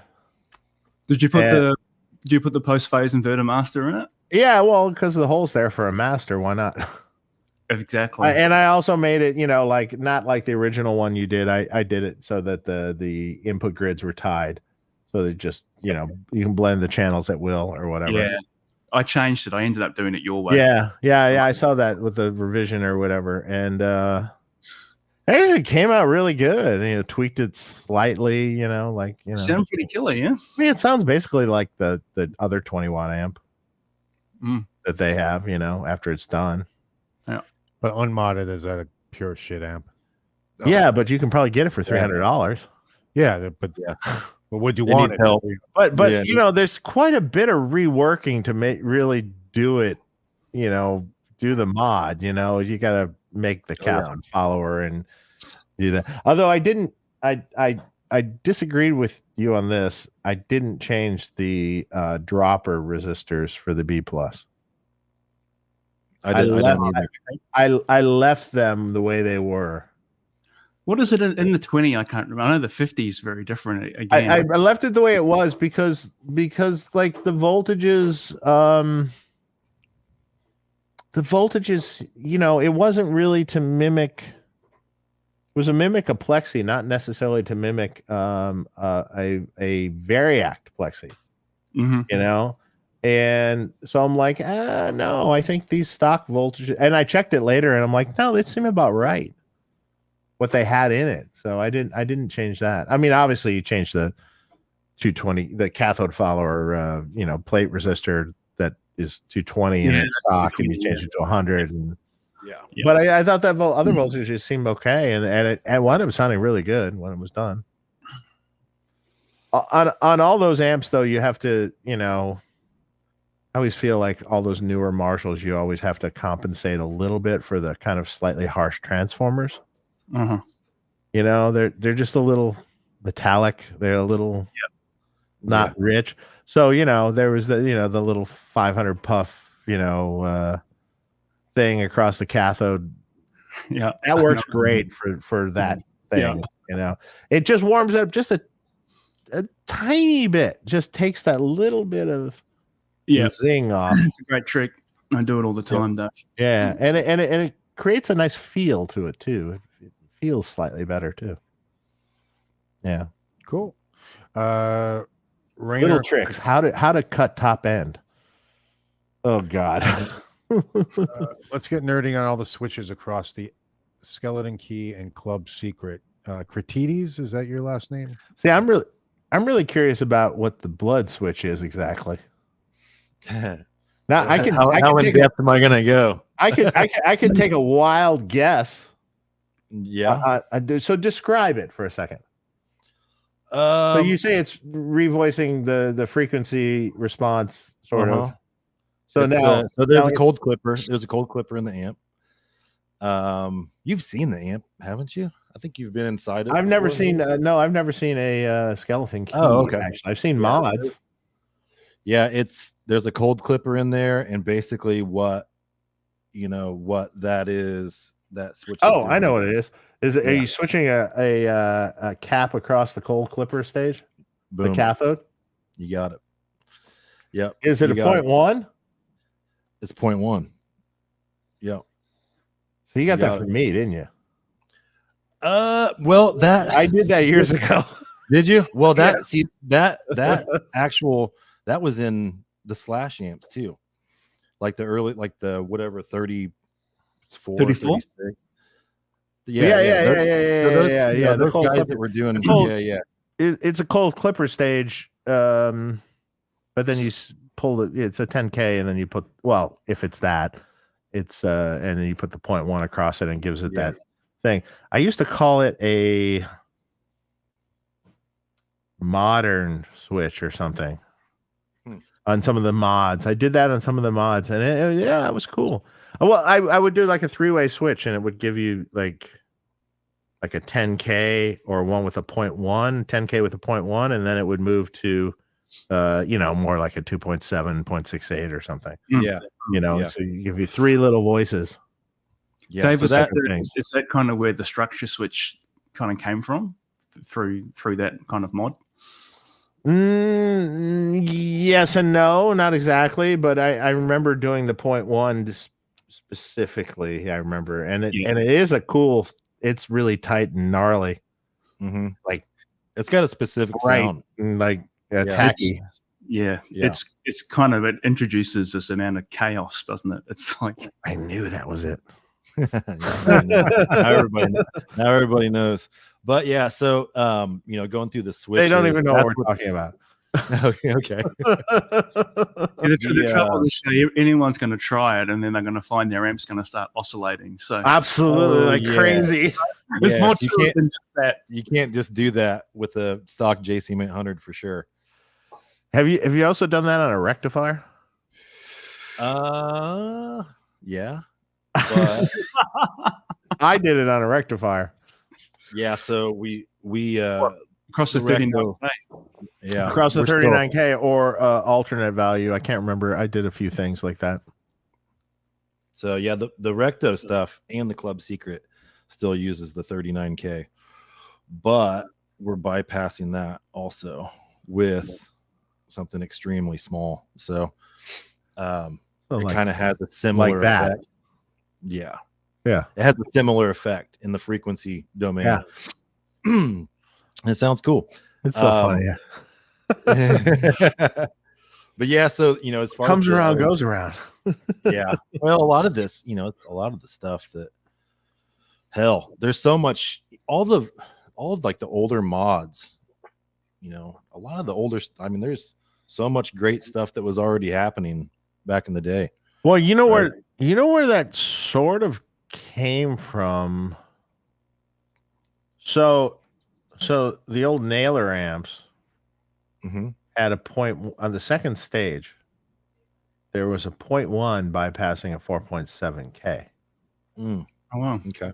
And Wait, was it on the second stage? Yeah, I think so. Oh, you got a dog too. Hey, Oh, yeah. I'm taking care of. I let my cat out. Sorry to interrupt. This is Chester, my daughter's dog. Hi, Hey, Chester. Chester. He's so cute. Love Chester.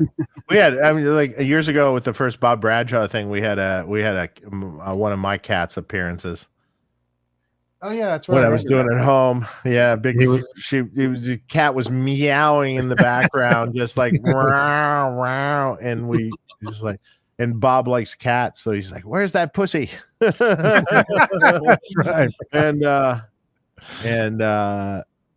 And she came as an appearance. Yeah, That's she's fun. 21 years old now. Holy Wow. shit! Wow. Yeah.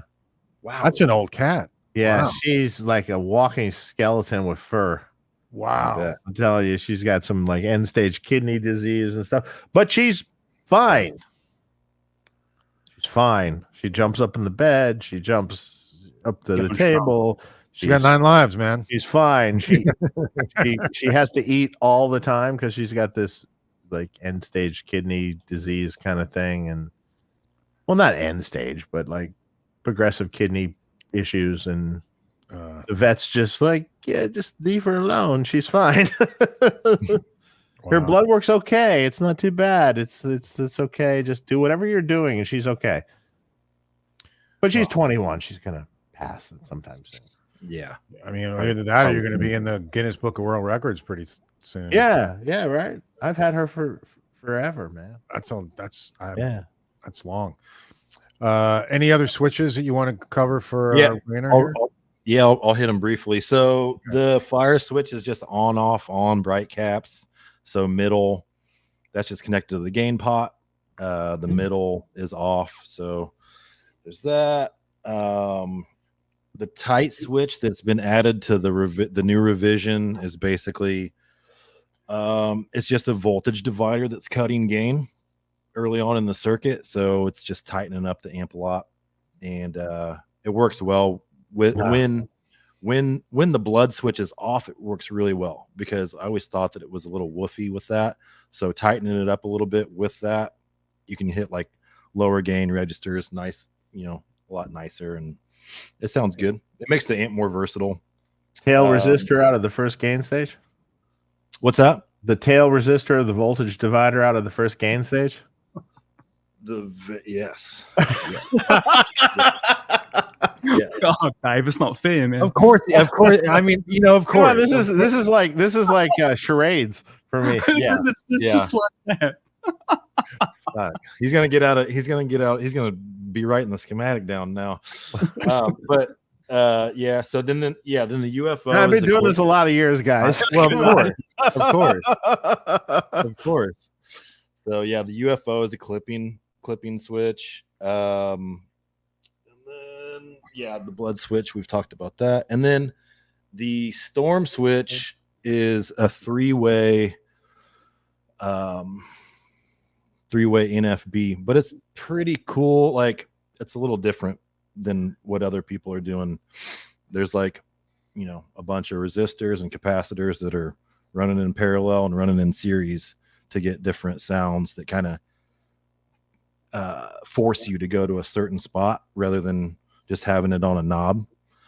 So like a combination of negative feedback and resonance or something. Yep. And then so that's what that is, man. And it's like the amp is pretty simple to use, and that's about it. I always wanted like that kind of switch. I always wanted to do like a 6-position or 12-position rotary switch. Yeah. Like every conceivable I know. thing. You might get lost in the woods though. I've found that the if you do a whatever you want to call it, let's say resonance. Let's just call it that right now. I call it a thump or resonance depth, whatever you want to call it. Yeah. And if you do it on a pot and you just have a cap across the pot,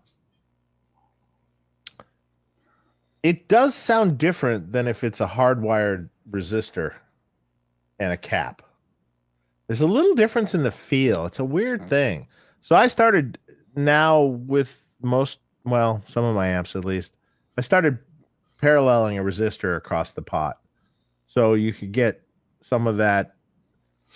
Those pots change how it sounds. It's really interesting. Good. Like I don't know why, but Yeah, it could. I found that when I used to switch between a fixed resonance with a resistor and a pot, even if it was set exactly the same, it sounded a little different. There was a little better feel with a resistor than it was with a pot. And I know it's the same resistance, the same shit, Yeah. but try it. Trust me. Interesting. Yeah. So sounds when like- you parallel a fixed resistor across, Yeah. I'm assuming a one meg pot. Yeah, David. to be honest, like a 1 meg pot is like ludicrous. So just put parallel another 1 meg across it, and you're Yeah. golden there. It's 500K is plenty of spread. Still heaps of adjustment there. Yeah, heaps of adjustment. Are there any switches on the Club Secret you want to go over? They're basically the same stuff, aren't they, Jason? The what was the switches on the Club Secret? It was the switchable bright cap. Yep. So is that like 001, What do we do? 0047, and nothing? I think What was that one? I already forget. I can't. I think it's Come on, you guys did the amp. I know. Isn't it 470 and 2200? I can't remember. I think it was 2 and 2 and 4. Yeah. Oh, okay. Yeah. It didn't go up. It didn't go up that high. So not the original Soldano value at all. Which was what? 1,000. 1,000. No, I don't think so. I think we just did that to ear. Yeah. And My favorite thing these days in a JCM 800 is to put a 4700 in place of the 1,000. I think it's better. yeah. I like the 4700. Yeah, it's better. I mean, obviously, it's not going to work down low, but that's why you do a bright switch. Yeah. Right. Dave, are you taking orders for the Plex, or do they have to go through a dealer? I'm gonna hit the bathroom real quick, please. We're not doing any. Yeah, go for it. We're not doing any. Pre-orders. We will be doing direct orders, Okay. but we won't be doing any pre-orders before the actual release date. So on the release date, though, they'll be available on our website. Gotcha. So go buy. Or buy at your favorite retailer, Sweetwater or somewhere else. Yeah, use our link. Use our link, please. Yeah, Everyone that buys a Plex, use our link. please. Stormlight Architect. What's up? Morning, Jason. Spill the beans on the Origin 50 replacement boards. Going to be very popular after Marshall price cut. Do Aussies also eat beans and toast? Yes. Cheers. Yuck. It's a two-part question, isn't it? So it's actually Alex, right? So Alex is in the chat here. Serious. Hey, Alex. I know. I saw him. So, man, Alex lives like, I don't know, half an hour away from me or whatever. So we do catch up quite a bit. He dropped around. So he's done a board. Forgive me, Alex. I'm just going to tell everyone about this. I'm sure you're cool with it. Alex has done a full set of, drop-in PCBs for an Origin that basically, the mod that we were talking about before, Dave, whether it's the Plexi mod or the 800 style mod or whatever, there's a lot of work you need to do in that amp around V2 to get it configured, for a cathode follower driven tone stack. Alex's board does all of that. So you could basically just drop it straight into the chassis, and it's in testing. In that Alex actually dropped around his Origin 20 to me probably last week, man. Was that sound about right? For me to kind of, have a bit of a play with it actually. So it's working. It's working, but like with any first revision board, we've got a few kinks to iron out. And I think the idea is that we'll put it up on the Evolve DIY website, and That's awesome. Can grab it For a cheap amp too. That's sweet. How much are those boards? Easy beans and toast. No, man, we eat Vegemite and toast. Oh, Jesus. It might be worse. I was actually Shay and I were talking the other day, and he could hear me doing something. He said, "What are you doing?" I said, "I'm having a Vegemite sandwich." And he's like, "Just like that song." Yeah, like Men at Work. Yeah. Stereotypes are true. That's funny. How about a Tone Talk subscriber only mega account code for the whole AM Trinity? A Plex, an Alta, and a skeleton key. There we go. Yeah, sure. If you buy them all at the same time, maybe. Yeah, for sure. Yeah. You get a free conversation with all of us at the same time. Thanks, Coxie 5150. What was that noise, by the way? Was that someone's computer? Was that mine? I don't know. Could be any of us. It wasn't mine. Wasn't me. Jason, you know the latest price? Oh, I saw you flick it up before. Yeah. Shit. So my question on this is, what do you think the tone knob is doing, Dave? Is it a high pass filter or like... No, it's more of an active tone control. It's you have to look at the schematic. It's online. It's cool. Like if you just boosted it past half is about neutral, so it's about whatever flat, so to speak. And if you boost it up, it's definitely giving that cut. Okay. So a guy that wants to tighten it up and brighten it up a little bit, it does it really well. And you can even go to really extremes on it, and it still actually never sounds bad. Just sounds brighter and more treble boostery. I was going to say, does it start to become like a treble booster at that point? Kind of, yeah, kind of. But man, it's good. It's good. It's just, you just want say you just want a little boost with just a little tightness and brightness, just poking. Man, it does it really well. What are you liking that in front of? Like the Plexi one or what? Anything. Yeah, anything. Good. Like any sort of gain amp that you want.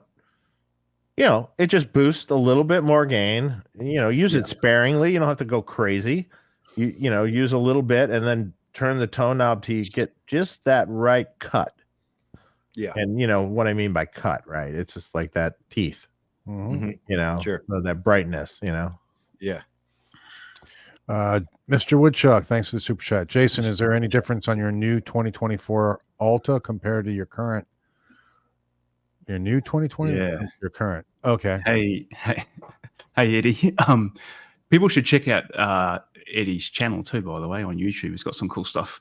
Oh, cool. And yeah, Mr. Woodchuck. There's a few differences. Like there's some cosmetic differences because this is the first run using KSR sourced stuff. So I think there's some improvements there. But circuit wise, I've revoiced the bright functions for channel 2, channel 3. So basically changed some cap values there based on some feedback really from customers. And they are more noticeable now, kind of more aggressive when you kind of bring them in. And I kind of got this idea, I've been thinking about it, but when I was with you in your shop, I guess nearly a year ago, and what did I do? Yeah, you had the Alta on the bench and we were playing it and you were like trying the different functions and you said to me, oh, you should do something, the vintage modern mode, which historically has only worked for channel 2 and 3 because they kind of share the same, circuitry. You said, oh, you should do something with this for channel 1 because it wasn't in the early. What was the vintage modern mode? I forgot. It's bringing in bypass caps on cathode resistors. Oh, okay. It's more gain that tightens up. Yeah. Tightens up the amp. So now the new version of the amp, that function now works for channel 1. So you got some voicing options for the kind of channel 1 as well now. Cool. Yeah. All right. Good deal. Michael Gollinger, what's going on, man? Thank you. Shay and Dave, I have an old Carvin X100B that just sits here now that I have my Friedman and others. Have you ever modded one to fix the ridiculously bad dirty channels? Not I. Dave? Nope. I always avoided it. It I've never does have even touched ridiculously bad dirty channels, though. You know what? I don't even know what the schematic looks like, to be honest. Didn't Steve Vai played these amps? Didn't Yeah, and it was not good. Yeah. Yeah. He played them with not good. Zappa. I mean, I've had a service Yeah. one before, and I'm like literally listening to it, going, "This can't be it. Really? This is it? This is it?" Because I remember as a kid looking at the Carvin catalog, right? She's like, "Oh, look at those like 4x12s and cool. Like, oh, that looks cool," and you know, and you're like, "Yeah, but it's not. It's not. It wasn't." It's not even a plexi. What are they? I mean, no, it's like the X100B. It's big graphic EQ, like a boogie. You know, their take on a boogie, sort of, but not without the boogie sound. So, yeah, gotcha. Player Friedman. Yeah. I mean, could it be modded? Maybe. I have to look at a schematic, so I'm not sure. Well, I just saw Vi recently, and his he's using a Synergy rig, and he sounded great. Yeah, was it good? Yeah, Killer. his tone sounded killer. Absolutely. He has another guitar player that replaced Dave Wiener. Yeah, that seems weird, but yeah. Yeah, it was. I have to say, it was a little weird. The guy's he was like flexing on stage and stuff. Like, all right. they're talking about how hot he is. I'm like, who was talking about how hot he was? Steve Vai. Oh, okay. It was like all the girls out in the audience, which probably was like 3 of them. Was there that many? Exactly. And I mean, I love Steve, trust me, but there really weren't many women there. He's like, if you even look at him, you might get pregnant, you know. So it was really? Yeah. Well, Kind of like, yeah. but no, it was a good show though. Steve sounded really good. Probably the best Tony's ever had, in my opinion. Fixed pedal boards. What's going on, man? Make sure you guys check out Fixed Pedal Boards again in the link below. Get all your upgrades for your pedal boards. Shazam, I'm mega bummed I have to split. This is shaping up to be a particularly kick-ass panel. Dave, I have a several part no additivos care package ready for you.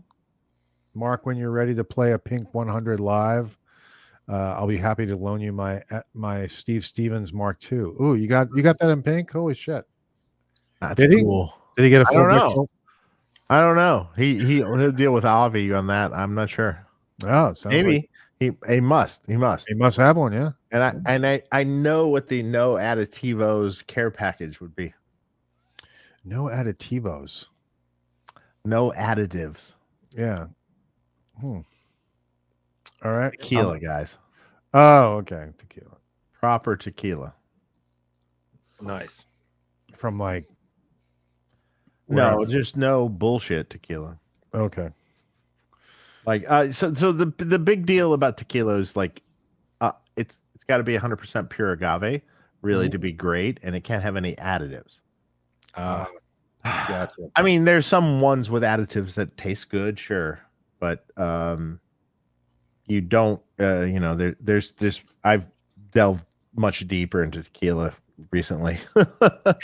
And there's some wonderful YouTube guys on it talking about it, and once you actually realize and taste back to back the difference of like 100% pure like agave based properly made tequila versus an additive based tequila that you once thought might have been good, you are like, oh shit. I mean, I did this at NAMM for my wife. Even I go, taste this and taste this. What do you taste? She's like, oh my god, what the hell? This is like a piece of paper, and then this is like 3-dimensional and like all this depth and all this different flavors that you get even after you take a sip and wait for a while, and it just like does this whole thing. So yeah, I used to drink Monte Alban mezcal in college. yeah, okay. I don't, I'm not a mezcal. I don't know that much about mezcal, so I have no idea about really anything about it. Is that different than tequila? I mean, mezcal and tequila, aren't they the same kind of? They're not the same, but they are similar. Okay. Different process, different thing. Yeah, college. We would drink it. I can't drink it. I can't drink it. Might as well call the jail beforehand. Drink tequila. Why, you get crazy? Yeah. Maybe you just haven't had the right tequila yet. Oh, I was a bartender for many years. You still probably haven't had the right tequila because most bars don't carry the good tequila. We had some good stuff, but yeah, I mean, it's just it's dangerous. Tequila, it's dangerous. It's actually the really good stuff's not dangerous. It's very nice and calm and smooth and well, that sounds great. nice.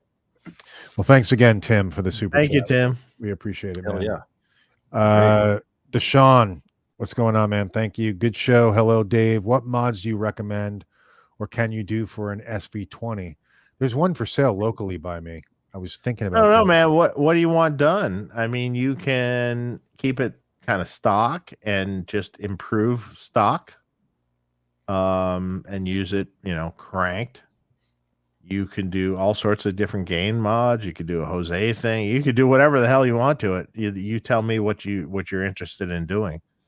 Is it a good platform amp?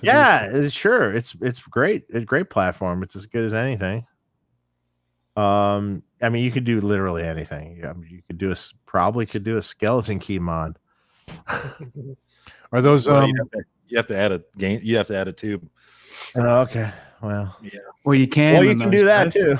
Yeah. We've done that. Yeah. I was thinking about picking one up and maybe doing some mods myself. Jason stole my little idea on that one with the little board that sits above the socket. Oh, see, unlike the Origin, so the Origin, the main PCB covers the whole chassis, right? There's no there's nothing you can do with it. The SV20, as Dave showed me, right? I hadn't really paid attention to it, but there's a nice little cutout where the chassis is exposed, and you can put a chassis mount, drill a hole right through it. Yeah, and then you're cooking with gas, so you can do anything then. Yeah, cool. Because at that point you're just modding a plexi. Mm-hmm. You're just modding a plexi amp. You can whatever you can dream of, you could do theoretically.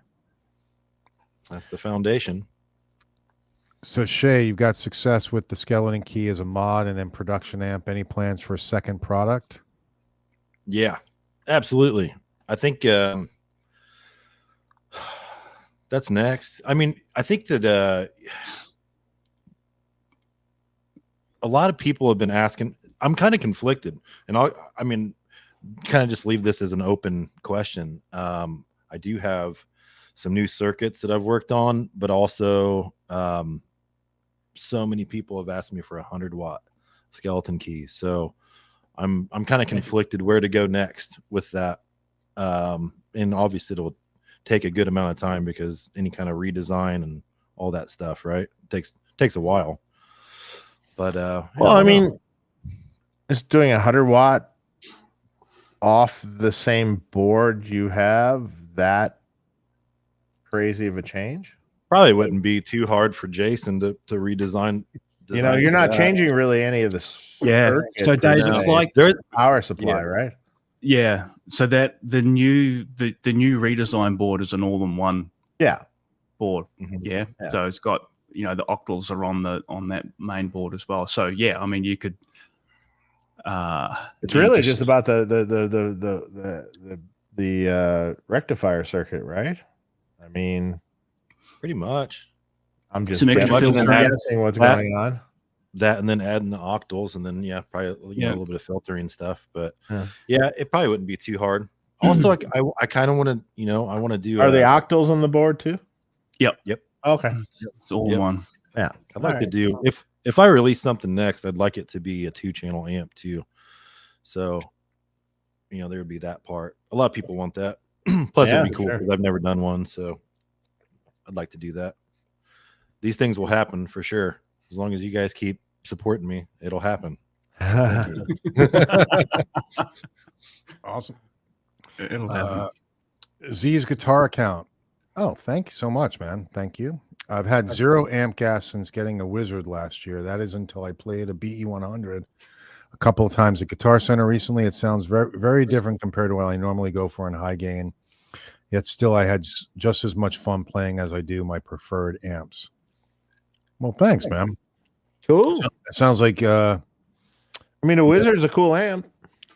What's the difference? What's a Wizard based on? It's sort of hard to describe. Well, it depends on which Wizard. I've never seen one, never played one. I've never tried one. It's a brutal, unforgiving, really loud amp in a cool way. Yeah, they're pretty bright. In a cool way. They're bright. They're cool though. Very cool sounding. I think, Mark, if you kind of think about a lot of the amps that are out there, including, all of ours, they're all kind of based on, and they might have come from something, and particularly with us three, it's kind of something Marshall, I guess. A lot of the Wizard stuff is kind of derived from the Jubilee amp, the Marshall Jubilee. If you think about that, it's not the same. Yeah, it's but you can see more gain. More gain stages. You can see parts of it of where it came from. Yeah, for sure. Gotcha. Yeah. I mean, that one, but then there's the Plexi style amps that are straight up Plexi. I mean, I've known Rick for years. Rick's a cool guy. I think he makes a good amp. It's a kind of a brutal pro amp. You know what I mean? Like it's made to be played really loud. Really, it's made to be like really kind of like it's percussive and loud and rattle the teeth out of your jaw. Did Richie Faulkner use them? Yeah, he's using them now. Oh, he's back to them. He was using Angle for a while. He was using Angle, but I think on recent tours, Wizards. Mm. He owns a bunch of my amps too. So. Yep. Okay. Thanks, Z's guitar account. Really appreciate it. Oh, you got another one, which I was going to say. It sounds like you got an amp on your future. To me, that's one of the key markers of a great amp. Stellar job, Dave and Friedman team. I'll probably buy one in the near future. Awesome, man. Cool. Enjoy. Awesome. Let us know when you do it. Daniel Belinsky, what's going on? What is that? Is that Czech? ZZK? I guess. I'm not sure. Don't know. Pretty good guess. Yeah. Dave, let's say you want to build most resonant, sustaining guitar. What is material would you choose? Woods, hard finish, Constitution, and why? Do I have True Oil neck on my Friedman Vintage T? Okay, so I am kind of a purist in some of this stuff. So for me, the way we build our guitars is some of the most resonant because we use these zero shift neck pins in the neck socket, and it puts a metal dowel, 2 metal dowels from the neck into the body. And I'm convinced that transference between the neck and the body is better. But think about it, it's just more mass, like instead of just a flat neck coming down on a pocket, right? It's like a continuation. You also have pins that are going up into the neck and into the body, right? So you have it seems to resonate better. So it's like a connection between better, more connection, more resonance, so to speak. So I like that. I also tend to like. I'm not much of a Les Paul kind of guy or mahogany maple, but if I were to choose that style of guitar, it would be a maple cap on a mahogany body. Nice and fat, but the maple gives it the cut. I'm more of an alder fan, actually. So an alder guitar to me has a bunch of cut, but it's not like soft sounding, and it's also not too hard sounding. It's kind of a very neutral wood. Lighter wood, Oh. right? Well, it's lighter, but it's not like light like basswood, generally speaking. So basswood is a softer sounding wood, and it's a little bit can be cool sounding, but it doesn't quite have that kank to it. You know what I mean? Like when you smack a string, it doesn't quite punch. Alder has a much better punch, and it's more even throughout all the wood, or even throughout all the spectrum. You know, like it's not too bassy, it's not too bright, it's not too mid-rangey. It just has a kind of a nice even character. Ash would be a much brighter wood, generally speaking, much high highs, more presence, so to speak, like if you talk in amp terms. Not really the biggest fan of ash. Now, hard ash can be cool, northern ash, and it's really heavy generally. And it's like kind of a brick wall, though. It's like if you're playing really heavy stuff, it can be kind of cool because it's really like percussive, you know, and hard ash. And then you go to maple, which is even more percussive. Oh yeah, maple bodywood, you know, like George Lynch guitars were and stuff. You know, some of the really bright. You know, the ESP ones, the Kamikaze stuff was maple. Okay. And like George's original, when he'd been through the shop with his original Tiger guitar, which was a maple body, it literally sounds like they put a pickup in a cinder block. I mean, like there's no subtleties, there's no tone to it. It is just like smack right in the face, you know. And that can be cool too, you know. The maple can be cool too. I guess it sort of depends on what kind of guitar sound you're going for, you know. As we always say, it depends. Yeah. What style of music are you playing? Are you playing a tuned down guitar? That's a whole different ball game, you know. Are you playing, you know, tuned down guitar is always interesting because I always find that it's not really about the gain of the amp then. It's more how you can get the amp to cut. Because you got this big heavy string tuned down guitar and you need that amp to just cut through like a mother, you know, through those strings. Because it sounds like mud otherwise. And then it's not really about the gain. It's actually about pulling the gain back and making the whole sound cut. Yep. And that's what gives it that, you know, mean, heavy kind of sound. Yeah. That's like the, you know, why another reason why I added that tight switch to the skeleton key is because a lot of the guys, you know, there is some guys that do the down tune stuff. Oh, with this amp. So it serves two purposes for players, like not only those guys, but the guys that like the lower gain register too. So it's a perfect addition to a modern amp. Yeah. Absolutely. I mean, my preference also is to true oil and neck. Oh yeah, sorry about the true oil. No, the vintage Friedman vintage tea has no oil. It was a combination of nitrocellulose lacquer and something called Good Stuff, which is a butcher block finish.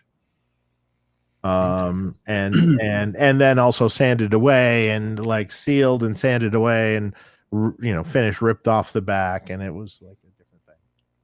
Interesting. Cool.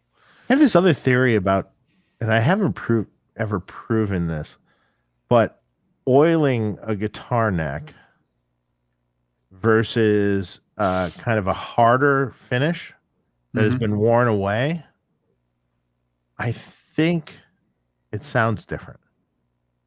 And if you think about that for a second, if you're thinking about a guitar resonating, right, and then you were to pour oil onto a porous surface, what would you think that would do to the tone? Soaking into soften the tone, right? That's what you think, right? Where if you had a hard, let's say you had a hard lacquer that was worn away or something, so the neck is sort of sealed, but it was a harder lacquer. I've never proven this, but I have this theory on this. But isn't the paint, when you're spraying it, even the nitrocellulose, that's kind of soaking into the wood also, just like the oil would be? Yes, but it hardens.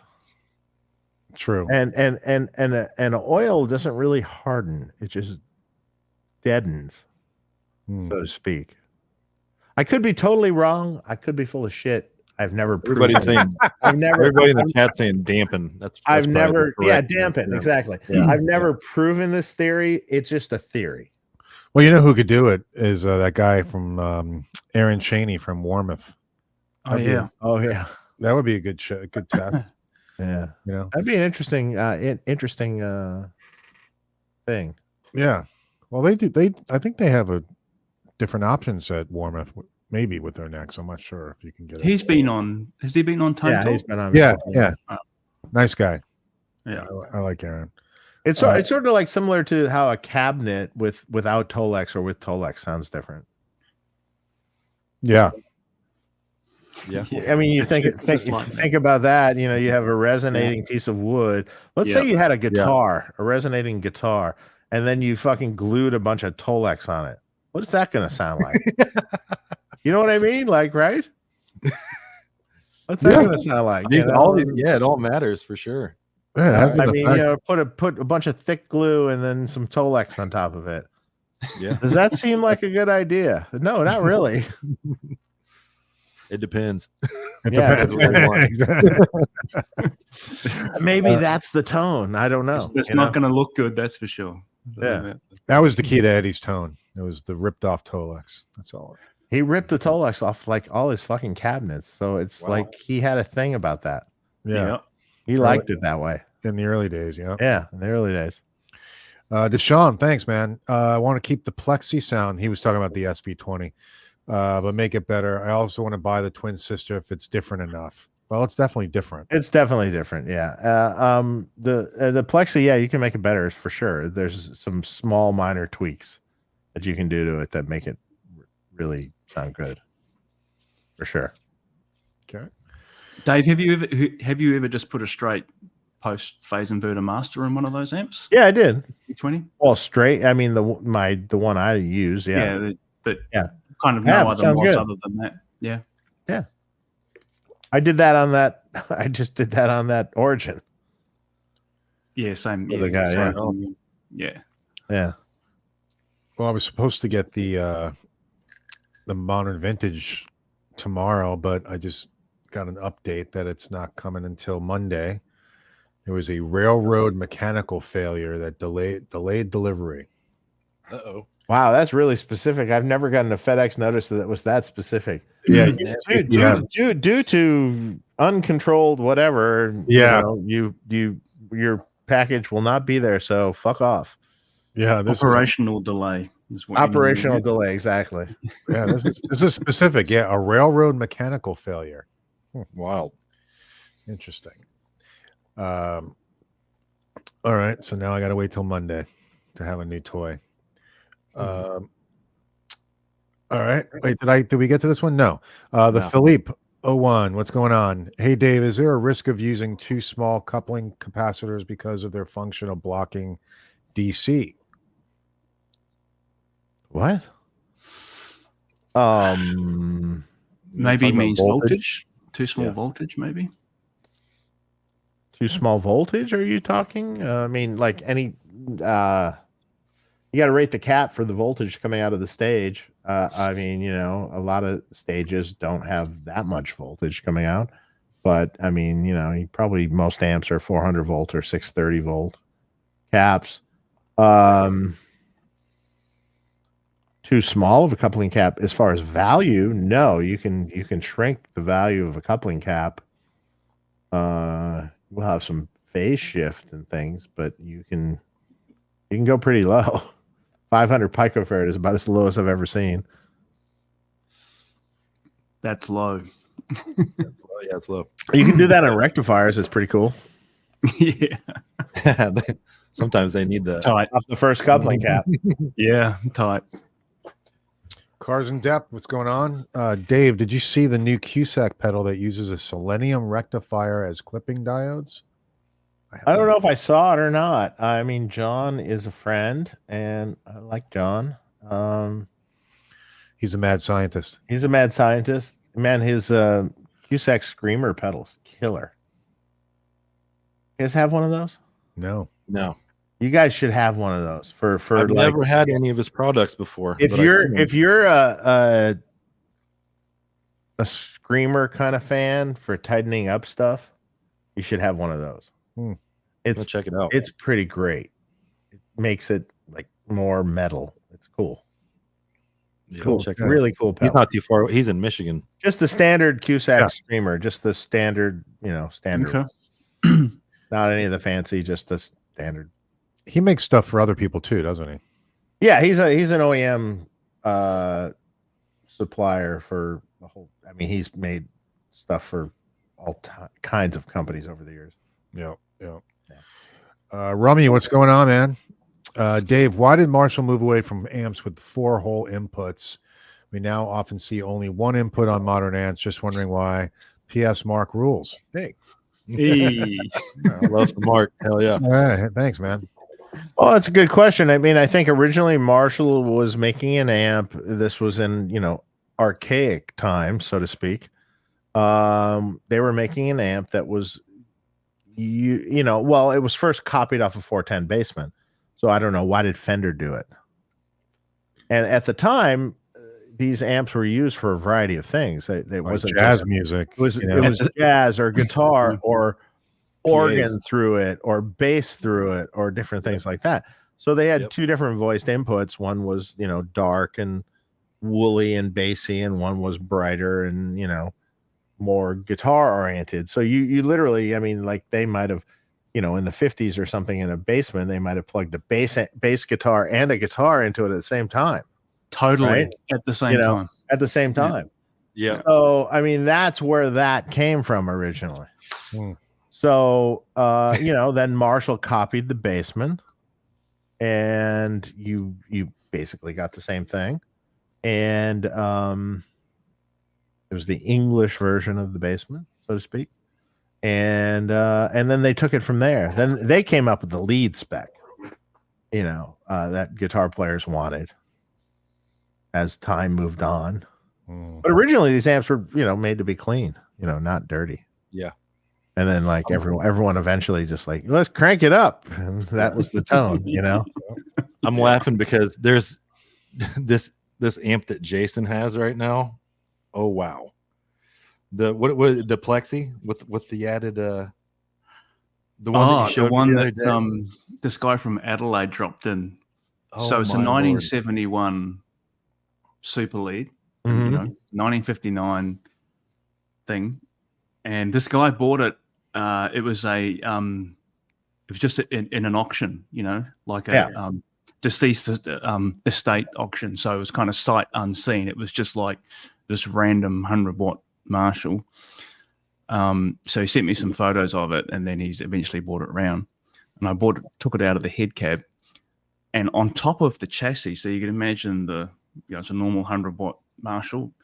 On top of it is all this new sheet metal, where this guy, whoever did it, put a whole new power transformer in and a complete solid state power amp built on top of the chassis. It's the weirdest thing you've ever seen. Was the tube power amp still in play?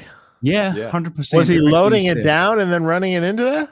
I think this is what it is, Dave. So I haven't I've just put it back on the shelf and gone. Or was it like a stereo thing? Like it looks like it, from what I can see, the input to this whole separate solid state power amp is being tapped off the speaker output of the Marshall. So this is like an early slaving technique.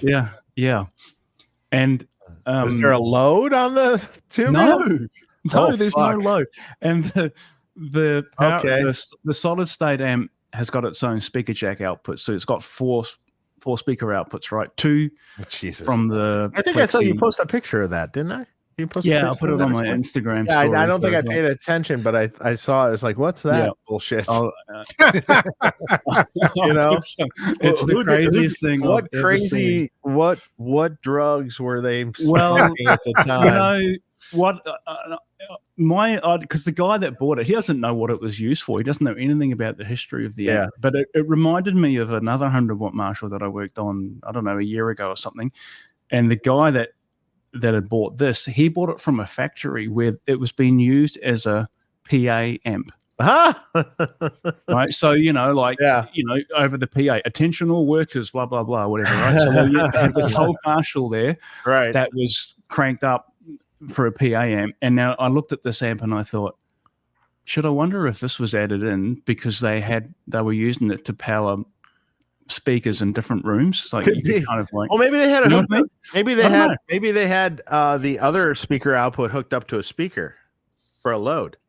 Yeah. All right, I'll be right back. Sorry. It's just the craziest thing you've ever seen. Are you going to make a video on that, Jason? I'm going to have to. I haven't even turned it on yet. So the owner hasn't turned it on either. It's never actually, So are you going to bring it back to spec, or what do you like? Yeah.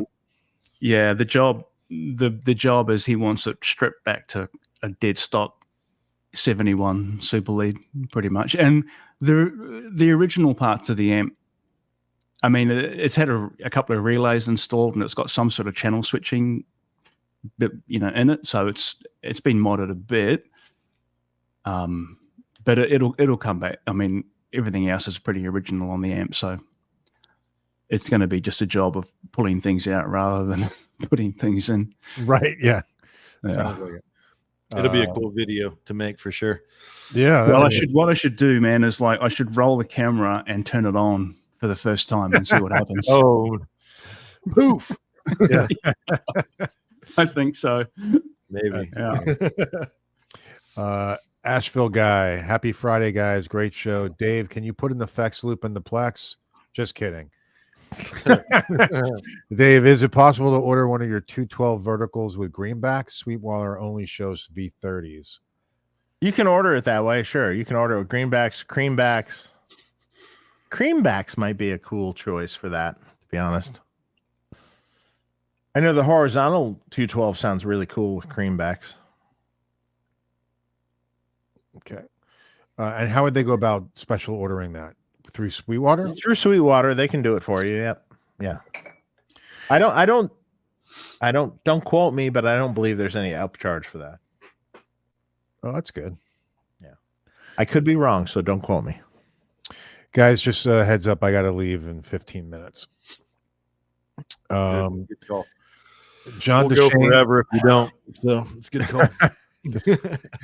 John DeShane, what's going on? Currently running a real wet, dry, wet setup. 100 watt deluxe, I guess. CLS 100 power amp, paralyzer, 3 cabs mic'd up. Is there any way to do this without the cabs? I do some late night streams and don't want to use my fractal. Without the cabs. Well, I mean, you would need, yeah, sure.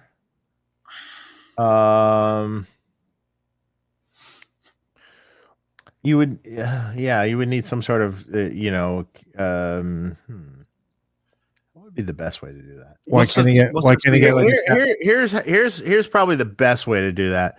So you would need to get something to load down your center amp and inject that into the computer, and then you would need DIs off your other sides to go into the computer, and then just put 3 IRs on in the computer. That'll work. Might be the easiest way. I mean, you could literally DI boxes for the wet sides, standard like radial DI boxes or something. And then for the center, I don't know, you could use something that loads it down, a reactive load of some sort. And then just put the IRs on in the computer, because then the latency stays all the same. You could do all the same. That's cool. I mean, theoretically, you could do that. There's probably an easier way to do that too, if I think about it. Well, there's all sorts of way to do that. Maybe email me and I can describe a few other options for you. Okay. Mark Ingleby, what's going on? Thanks for the super chat. Just saying hi to Jace and Shay. Hey, Mark. Thanks for being here. What's up, man? What's going on? How you doing, man? Richard Sekison, thanks for the super chat. I see this one down below. Oh my God, Shit. watching this live. Tone Talk, Friedman, and Head First rule. Dave, you know who Richard is, Yes, right? I do. Yeah. Hey, Rich. How you doing, Richard? Cool. Coxie 5150. What's going on again? Shay and Jason, what are the players and tones that first inspired or continue to inspire you, and how has this affected your journey as a builder? Well, that's a good question. I should have thought of that one. It's a pretty good question. For me, I was Am I raised. excluded from this? Yeah, you could be in there too. You get to answer it. Or anyway, have I man. said that many times already? You probably answered it. Yeah. Who goes first? You want me to go first? You go first, man. Man, my parents, when I was a kid, it was like Fleetwood Mac, Heart, a lot of stuff like that, raised on kind of stuff like that. But when I got older, I got into punk rock. A lot of West Coast, No Effects, Fat Records, all that kind of stuff. I was really into that. And I don't know. I was really that kind of stuff. It might not be so high gain, but a lot of that stuff kind of was polished to where it sounded like it had a lot of gain in the records. Yeah, so that's still the stuff I listen to now, mainly. And yeah, that's about it. How old are you, Shay? 40. 40. Okay. Yeah. Just a young fella. Yeah. A young pup. Just a young pup. What about you, Jason? For me, look, I'm going to say probably, well, not probably, it is. Very early AC/DC was the stuff that really kind of first, what I mean is like, On stuff that they were doing in the mid 70s to late 70s, that era. So I can remember being, a kid at home, and I had two older brothers, right? So kind of the eldest brother particularly was starting to bring music into the house that was pretty exciting at the time. And, he really kind of got me into AC/DC and stuff. And I remember I can still have this memory of hearing the two guitars, because, the AC/DC stuff, of course, is mixed hard left, hard right. And you can hear them playing. And I was listening to this guitar and thinking, wow, that's amazing. And I said to my brother Simon, I said, oh, is that Angus? I could listen to this guitar. And he said, no, that's Malcolm. So it was that actual rhythm playing that was the first thing that kind of really got me into like wanting to play. And then probably like, almost everyone in this chat, I eventually got into, Eddie. The EVH thing is, for me, is the be all and end all now. Mm-hmm. And the early stuff, again, like most music, I think so those first albums is always the stuff that I love. Yeah. What about today? What do you still listen? Yeah, that's a good question. Same shit now. Yeah, I haven't deviated too far from what I listened. like all kinds of stuff, man. I mean, I like I do like a variety of stuff. I do listen to a lot heavier stuff now than I did a few years back, and I don't know. That's probably the influence of kind of being a bit more serious about being in this business, and kind of really trying to broaden the stuff I'm listening to and taking in. So I'll listen to bands like Meshuggah and obviously Slipknot and that kind of stuff now that I guess a few years back I wasn't really paying any attention to that stuff. But I love bands like Radiohead and Nine Inch Nails, all kinds of stuff. I'm at the whims of an 8-year-old daughter, so I'm listening to Taylor Swift a lot right now. I'm sorry. I had 3 daughters, so I know how that went. Dora the Explorer. Oh man. But Dave, you're gonna answer this question? I've got to answer too, I Okay. guess. Yeah, Go for it. The funny thing is, one of my first albums ever was Aerosmith "Toys in the Attic." Damn good one. Damn good record. My first concert was The Who. Sick. in 1981. That was cool. There was a time. So I think it started off more like the first albums were more like Aerosmith and Elton John, greatest hits, and I mean I was just a kid, that started and got a little record player stereo thing, like a little piece of shit one, but it played an 8-track. That's how far we're going back. But yeah, for the guitar things, it became the product of the 80s, kind of. So it was like, your Warren DeMartini, your George Lynch, your EVH, of course. But everything, AC/DC, Judas Priest, all of the above, every rock genre, Iron Maiden. There was a time in my life when I was on the younger side that I got really into really super heavy things too, like, and at that time that would have been like Venom, or Merciful Fate, or shit, I can't even remember all of them. Raven, or like all these like kind of krang metal bands at the time.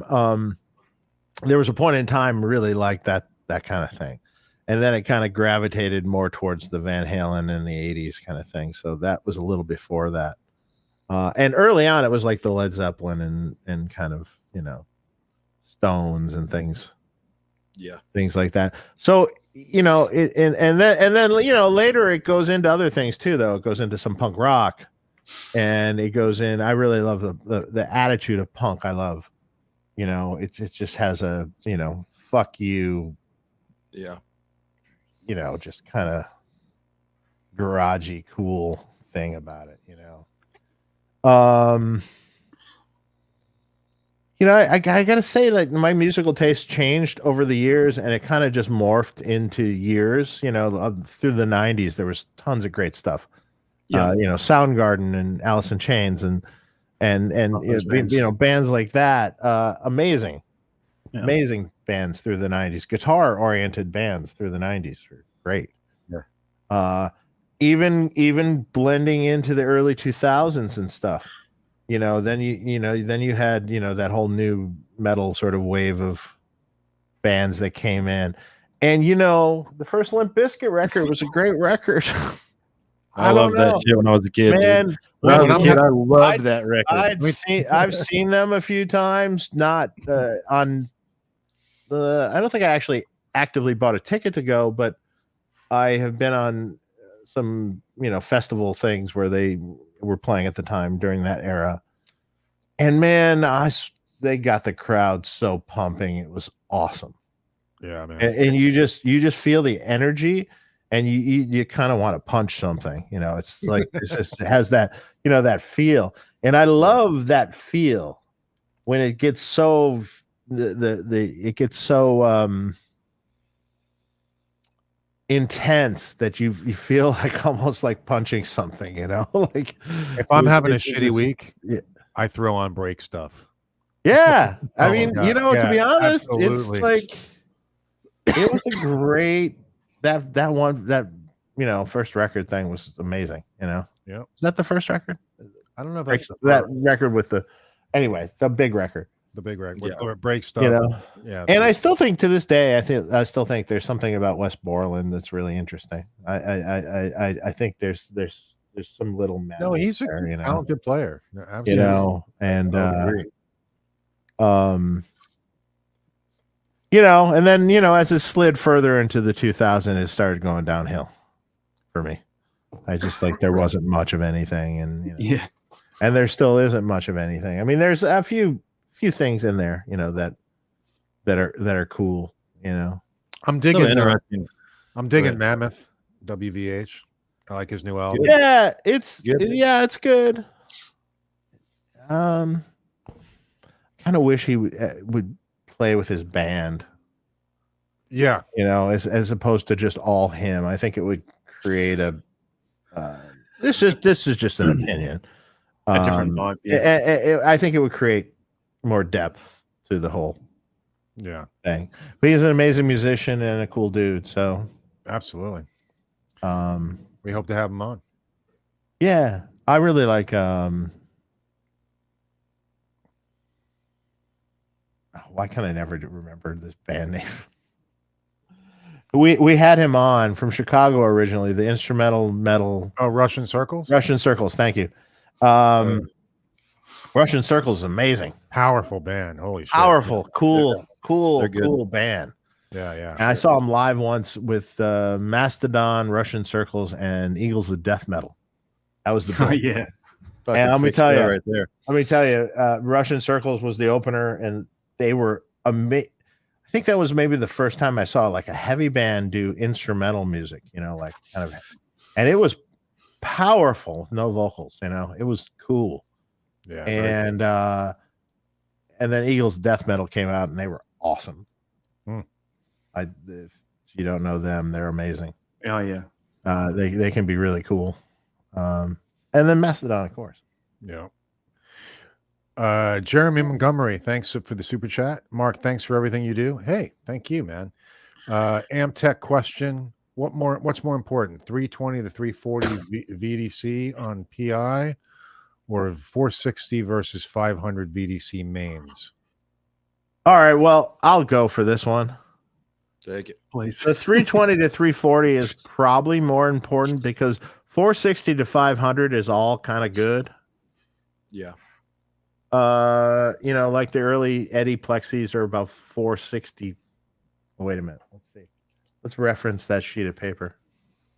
Oh, is that still sitting on your desk? Dude, I can't believe this piece of paper is still sitting here. 463 was the EVH Plexi at normal wall voltage, biased at 35 mils a tube. To be specific. Wow. Yes, that paper is still sitting here. I've got a screen. You'd probably laugh at this, but one time on Tone Talk, you showed that piece of paper on the camera. I took a screenshot of it and then wrote all the numbers down. Very detailed on the voltages, even the max sag of the amp. Yeah, I remember you got it. It's written on the piece. Like 77 volt sag, dimed on the 120 volt setting. With a normal bias, and then it was like 30 some volt sag on the Variact 50 mil. Yeah, very specific. I still reference that. That's awesome. Okay, thanks for the question, Jeremy. And our last question for the evening, super chat, Stefan Hawk.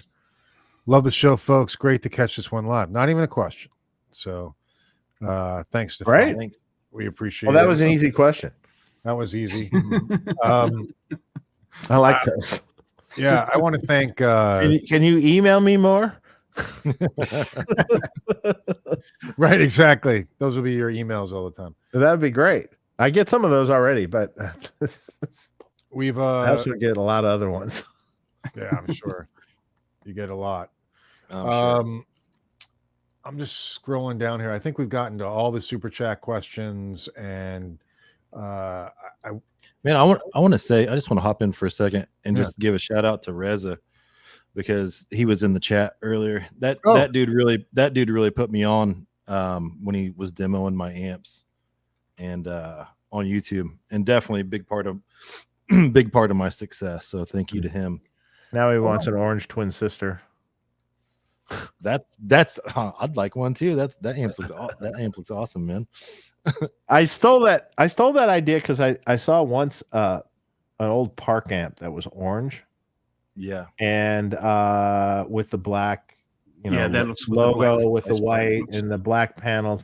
The only difference is the orange the orange Park had the banana knobs, which I can't. There's 2 rows of knobs. Can't put those on. Sorry. Right. Yeah.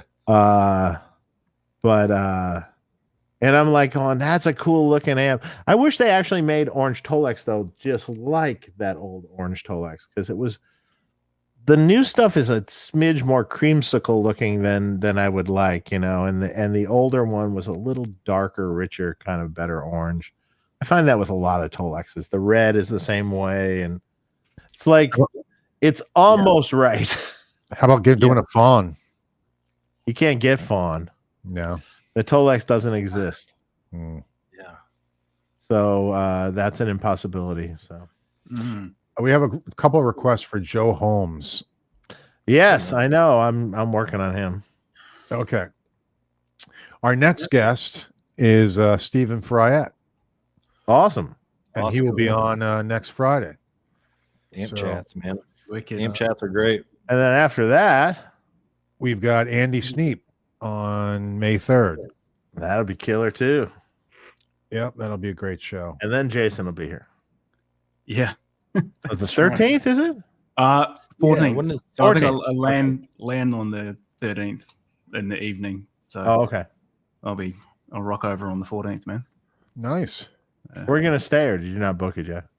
I found just a hotel in North Hollywood, not it's like walking distance to your shop, actually. So Oh, which one is it? The it's like just Holiday Holiday Inn or something like or that. whatever. Mhm, Yeah, that something is like that. literally it's at the corner. I think is it okay? Oh no, it's not. It's. I mean, the neighborhood right there is not the greatest, but the hotel's nice. Okay. Yeah, I mean the neighborhood's fine right there. It's not. Just got to make sure you lock your car. Well, fuck, we don't want to talk about that. Sorry, dude. I had a bad morning. I know. I was going to ask you. I totally forgot. I saw it. I saw Dina posted about it. Yeah, Was your car stolen? cops banging on the door at I don't know 4:50 in the morning, Oh, dude. loud. Was It her like car waking out of a stolen? dead sleep. My car, Dina's. So there were car thieves going around in all of North Hollywood because someone else got broken into too. I know. Kia cars, which I own a Kia. And Kia cars are very from certain year to a certain year are very easy to steal because it's standard. It's just a standard ignition. It's not no fancy electronic anything. It's a mechanical ignition, so which is very easy to steal. Like an old car would have been, ones that don't require computers to turn them on. But anyway, yeah, we came out and it's like they stole her car. This is the second time it's been stolen. Holy shit. They tried to steal my car. They wound up breaking the window and tried to steal it, but somehow they got scared off or something happened where they didn't complete the job. So my car had a broken window and they pulled the bottom of the steering wheel plastic off and cracked it a little bit, but that's fixable. That's easy. And it was just a window. So it's like a $300 thing. So it's not that. My insurance deductible is more than, $500 or something. Yeah. So it's like, I'm just going to pay that out of pocket. So out there at 4 in the morning cleaning, 4, 5 in the morning cleaning up glass off the street and cleaning it off my seat so I could at least move my car. And it was an interesting morning. That's a pain in the ass. You're gonna have to get the club. Remember that? I'm gonna get the club, actually, and that's what they said too. That's what they said. He goes, the people that are stealing these cars are just joyriding them. Yeah. They joyride them and wreck them, basically. And they go, if they see the club, they won't even bother breaking the window because it's too much trouble. They're not stealing it for parts. They're not stealing it for the value or anything like that. They're just stealing it to drive around. Yeah, It's and just they don't want to have any trend. in out gone. They want to be, so Right. yeah. Club it is. Wow. Club it is. Sorry to hear that, man. Well, No, it's just a pain in the ass. So I mean, like I take my car to the body shop that's literally 2 feet from my shop, and like, well, we can't get the glass till Monday. I'm like, okay, fine, great. Here, keep the car. I don't need it. I live right down the street. It's fine. Yeah. wow. What a hassle. It is a hassle. It sucks. Yeah, it's a complete hassle. And then my wife's without a car. Of course, we have good insurance, so they're going to give her rent a car until they either find the car or total the car. Unbelievable. The joys of living in California. No, this is everywhere. Yeah. It's not Yeah. just California. They target this shit everywhere. That's It true. is. In all the big cities. In all the big cities. Someone else said Yeah. that about my friend said that about Vegas. I go, yeah, okay, sure, dude. You live in a gated community in Las Vegas and you never leave your house. Well, that's different. That's different. There's Yeah. like I guarantee people are stealing cars in Vegas. Yeah. Of course. Yeah. You know, Oh, they're yeah. stealing, they're doing all sorts of crap in Vegas. So Yeah. Yeah.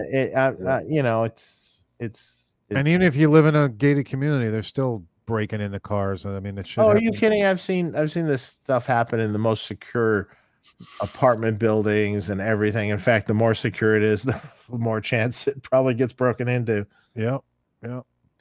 Well, hey, Shay, thank you so much for coming on, man. Yeah, man. Thanks for having me. Pleasure meeting you. And guys, make sure you check out his page. It's monomythamps.com.